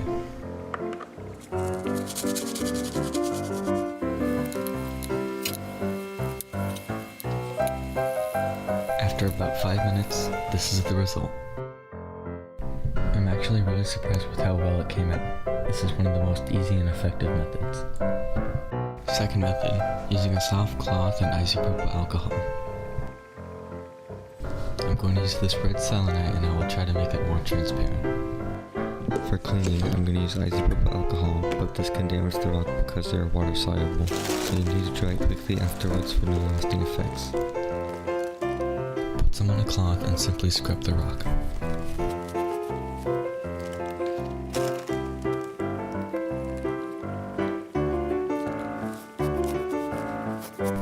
After about 2 to 3 minutes of scrubbing, I got this.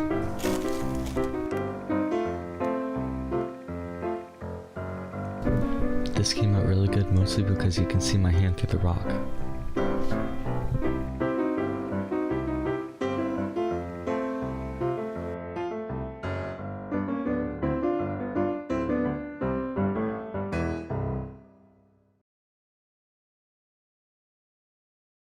Third method, using an air compressor.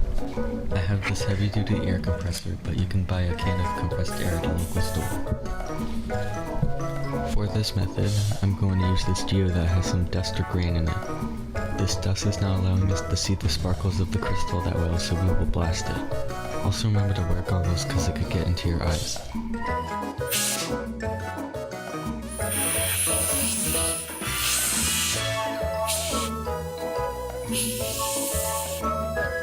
After a quick blast, we have this.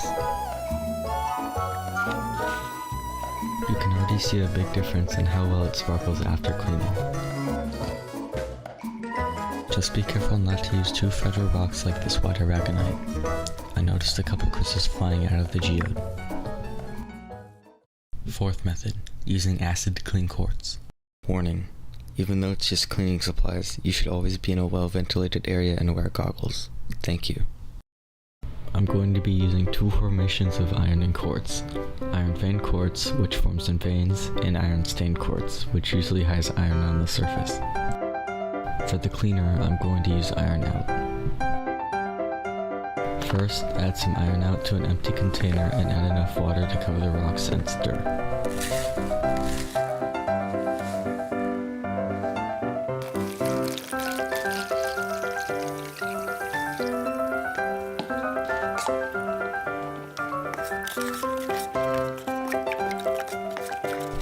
Then add your rocks in gently and put them out for a couple of days.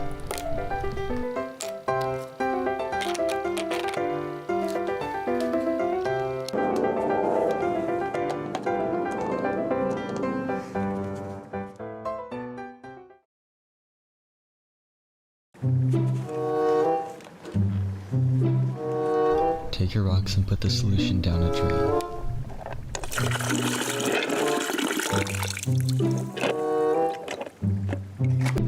Add some baking soda and water and leave it out for an hour to neutralize the solution.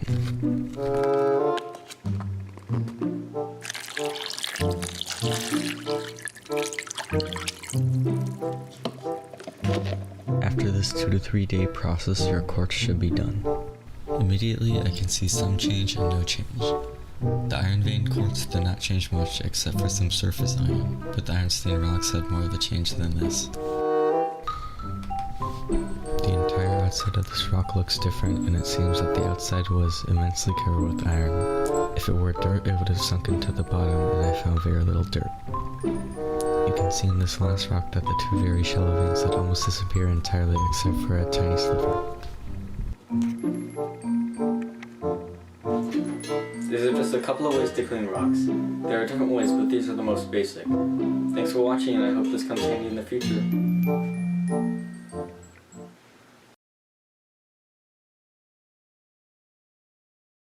Want to know how to make some flavorful and tasty ceviche? Here's what you need. 2 pounds of raw shrimp, 7 limes, 5 small cucumbers, 3 tomatoes, 1 onion, and 1 jalapeno. Peel the shrimp completely and remove the dark colored vein found on the back side of the shrimp. Chop shrimp carefully with a sharp knife. With the sharp knife, carefully chop all vegetables to a decent size. In the blender, combine lime juice, chopped jalapeno, and a dash of salt. Then blend. In the larger dish, spread the shrimp and pour the sauce. Add the onion and mix evenly. Let the shrimp sit for about 10 minutes. Add the vegetables and mix. This is optional, but if you'd like, you could add salsa huichol, hot sauce, to give it a good kick. Time for a recap. 1. Peel and devein shrimp. 2. Chop shrimp. 3. Peel and chop vegetables. 4. Combine ingredients in blender. 5. Pour sauce on shrimp and let it sit. 6. Add vegetables and mix. Bon appetit!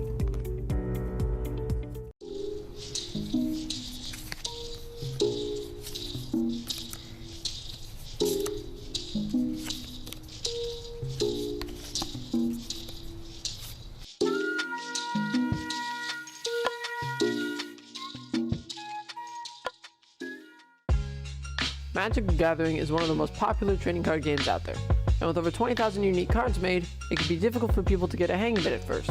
Sometimes people just need to understand the basics, which is what this video is about. Today, I'm going to give you the basic rules of how to play Magic the Gathering. Magic the Gathering is a primarily two-player trading card game that involves using land cards to play creature cards and enchantment cards to attack your opponent.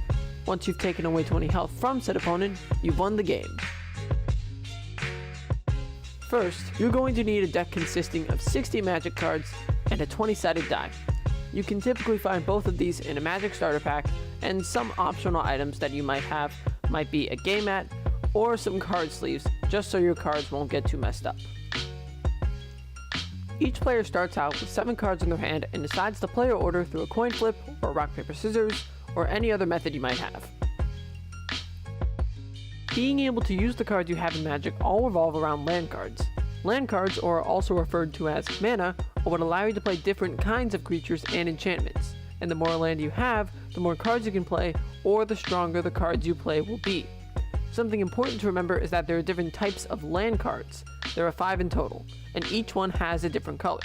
There's the Island, or blue, Forest, which is green, Swamp for black, Plains for white, and Mountain for red.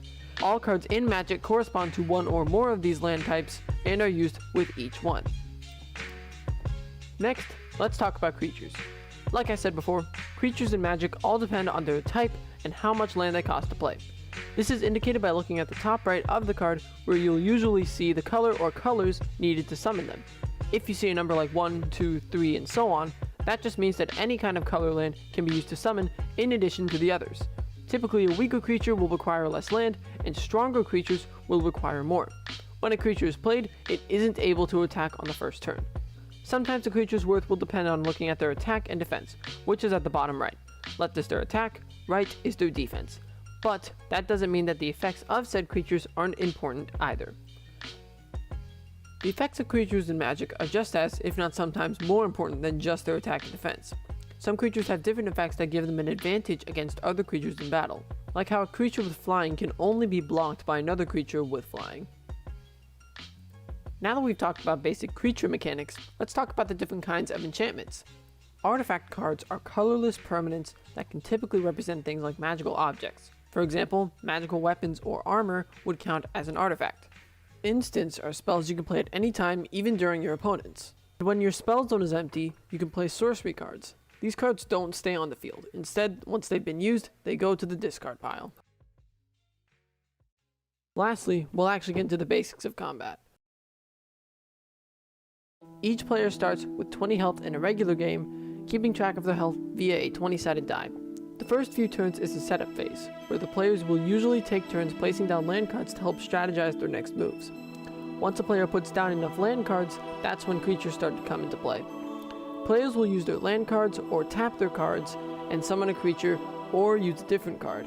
Once a creature has been tapped though, it can't be used again until your next turn. Tapping a card is just turning it sideways.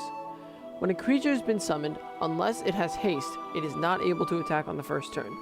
It's also important to remember that your creatures have their own effects and you can use them. The same also goes for enchantments. Use the different effects they have to your best advantage and make sure to think about what to play next.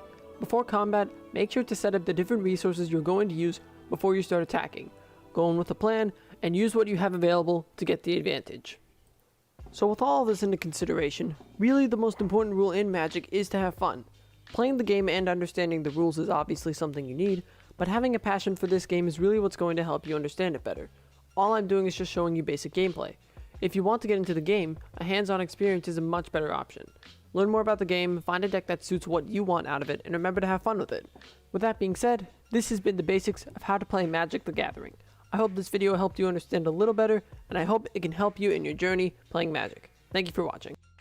Hello, my name is Tania Brooks, and today I'll be giving a few tips on how to get yourself prepared and organized for both working at home and or online school.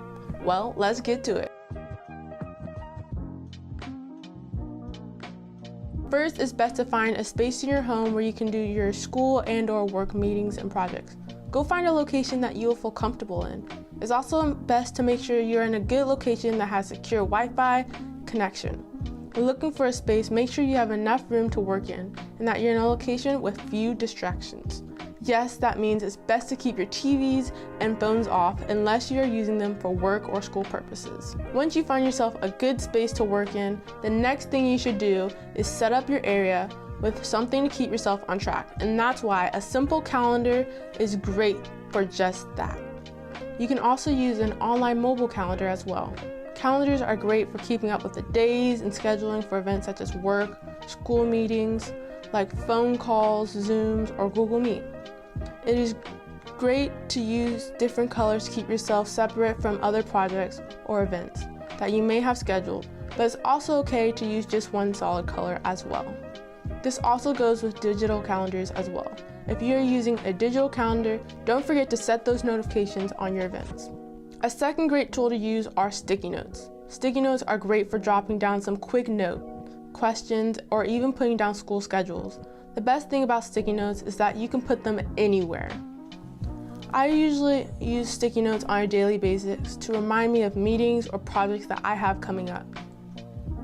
My last tip is to get yourself a folder or binder, just so you don't get your work projects or assignments mixed up with anything personal.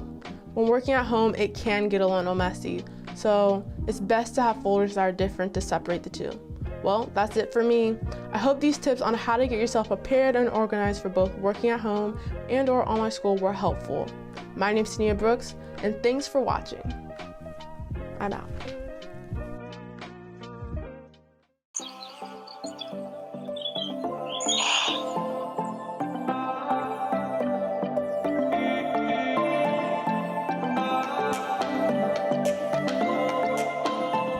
Hi, my name is Jenna, and this is my horse Cricket, and she will help me with my demonstration today.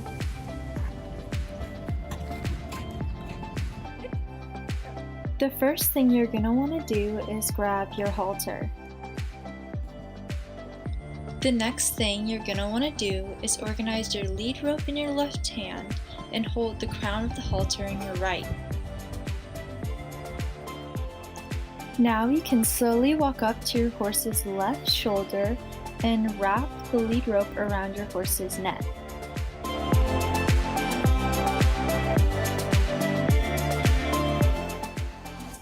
We can go ahead and unbuckle the halter and slowly slide the noseband over your horse's nose. After, here comes the tricky part. You're going to toss the crown piece over your horse's neck.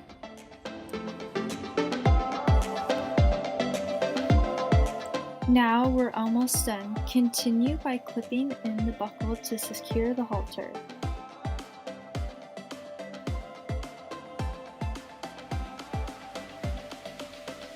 Final step, we're going to unwrap the lead rope from around your horse's neck.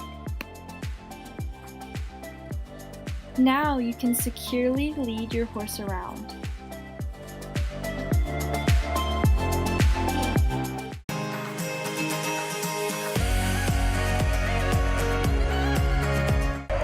Hello, I'm Elizabeth Sweet, and today I'm going to teach you how to ride a unicycle. The first thing we're going to do is get a helmet and be sure that it's nice and buckled because safety first.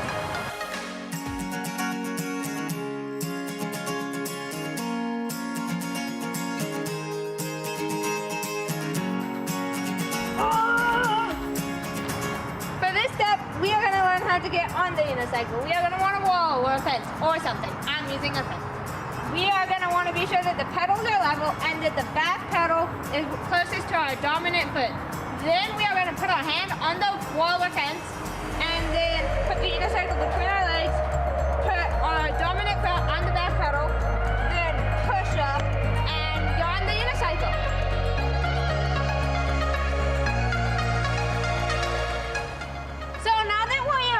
Unicycle, we're going to learn how to fall, because you're likely to fall a lot.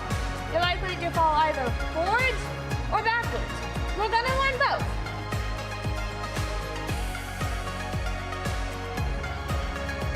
For this step, we're going to learn how to fall forwards.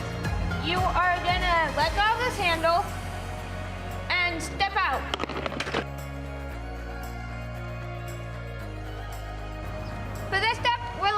fall backwards. Unlike falling forward, you're going to want to hold onto the seat so the unicycle doesn't shoot out from underneath you.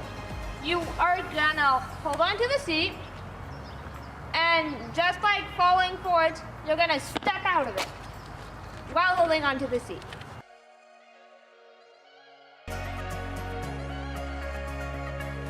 Tip 1. Start inside. Tip 2. Get on in a hallway. Tip 3. Walk your hands along the wall. Tip 4. Bounce back and forth between both hands. Tip 5. Try using one hand to balance. Tip 6.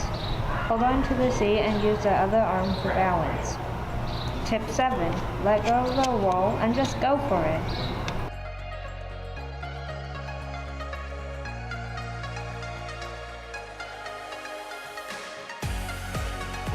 Tip 8. Go outside and ride from one light post to another.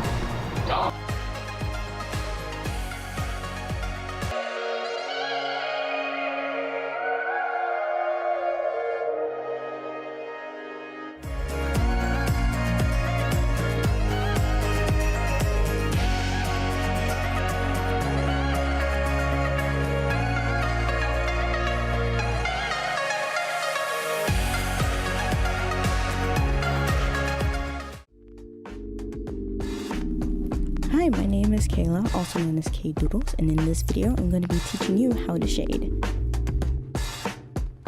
Of course, there is no correct way to do art. This is just a technique that I use for my illustrations.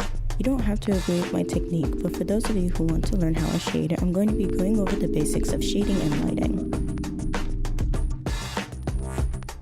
If you want to see more, I'll be posting more tutorial videos, speed paints, and animatics on my YouTube channels. Enjoy the video!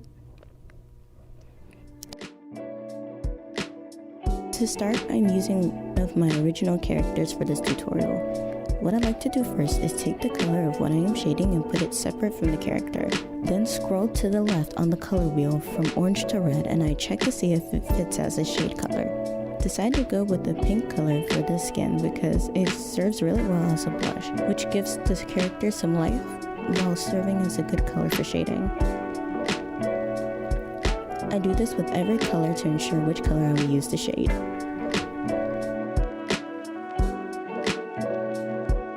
When I'm done, I use all the colors I've collected to then begin shading my character. I like to put the shading on one side of my character to indicate where the light is coming from. In this case, the light is coming from the right, meaning that the shade is going to be on the left.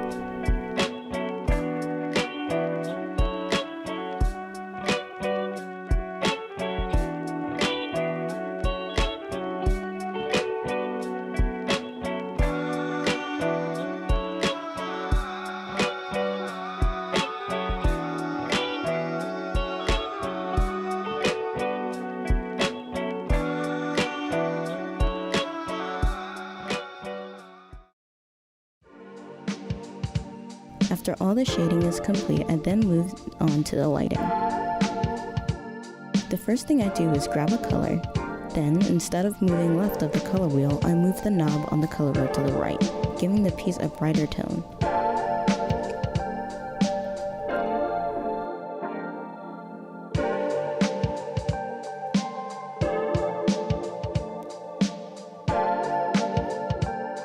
After I'm done with the hair, I begin to give a lighter shade to the character's face and clothes. I'm not going to be using the blending tool for this tutorial. Instead, I'm just going to sketch in a lighter shade on the clothes. I applied this method throughout the shading process, though I highly encourage you to be as creative as possible when it comes to your coloring and shading process. That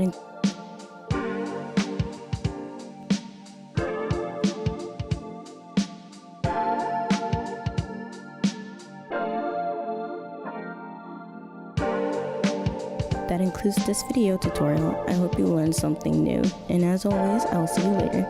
Goodbye!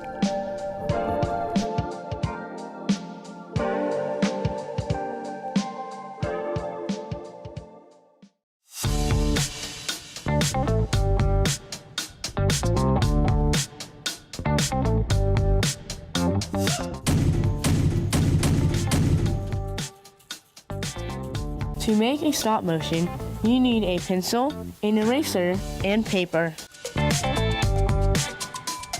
Next, you're going to want to plan it out and get your ideas on paper. After that, you're going to want to start drawing. This is where your stop motion comes alive.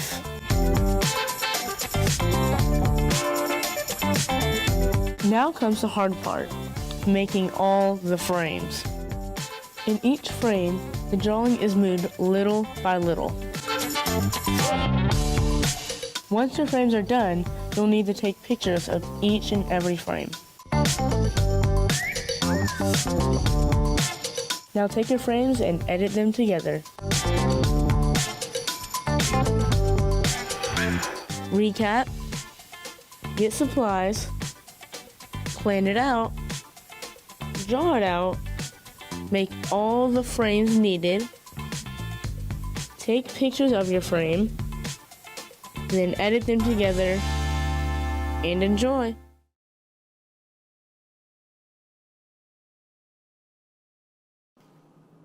Hello everyone. Today I'm going to be making 4 beverages. Nuka-Cola, Nuka-Cola Quantum, Nuka-Cola Cherry, and Nuka-Cola Quartz. I'm going to use all these ingredients here to create these awesome beverages. Now, time to talk about where it originates from. Nuka-Cola is from a video game called Fallout. Fallout is an open world game where you have to survive the horrors of a nuclear wasteland.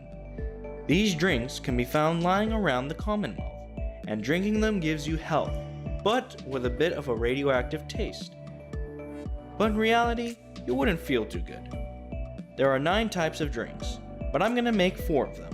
My family supports me making these drinks, and telling me not to stop, and in the future to sell them. I'm glad I have people like them to support me. Even one of my teachers are interested in my beverages. Now, let's get started. So, for our first one, it's going to be Nuka-Cola. So first we're going to need 2 cups of water, 3 cups of sugar, zest and juice of orange, lime, and lemons, 1 cinnamon stick, but we're going to use the rest of the cinnamon, 3 coriander pods, and 1 teaspoon of coriander seed, but since we don't have any, we're going to be using ground coriander. We're going to need 2 star anise, 1/4 cup of browning sauce, and 1 teaspoon of vanilla extract. Now, to make Nuka-Cola Quantum. First, I'm going to need 1 cup of water, 2 cups of sugar, zest and juice of lemon and lime, 2 tablespoons of fruit punch, 2 tablespoons of pomegranate juice, and 1 teaspoon of citric acid. And to top it off, 5 drops of neon blue food dye. Now to make Nuka-Cola Cherry. First, I'm going to need 1 1/2 cups of water, then 1 cup of sugar, then 1 cup of pitted fresh cherries halved. Then I'm going to grab the saucepan again, combine the water, the sugar, and the cherries, and mix them around, and let them simmer for 20 minutes. Now, finally, for the Nuka-Cola Quartz. You're going to need 1 cup of water, 2 cups of sugar, 1 vanilla bean, split and scraped, by the way, 1 tablespoon of vanilla extract.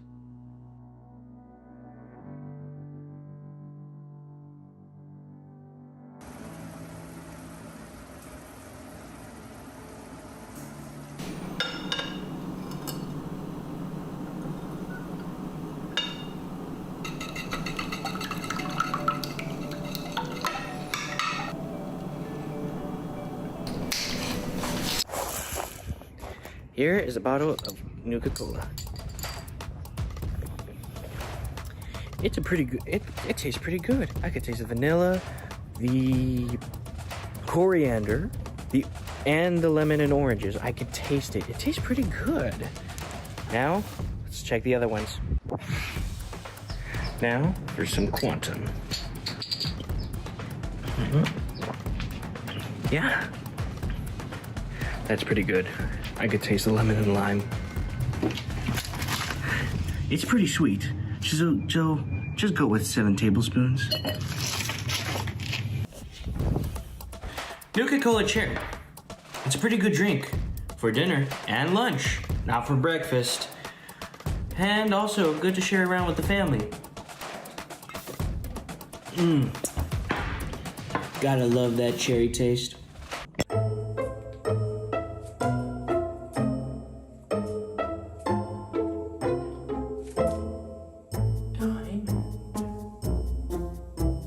Actually, this is Nuka-Cola Quartz, the last drink I created.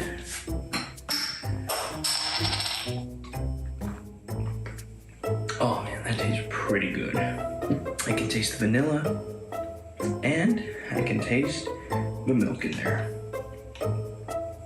Well, I hope you all enjoy it.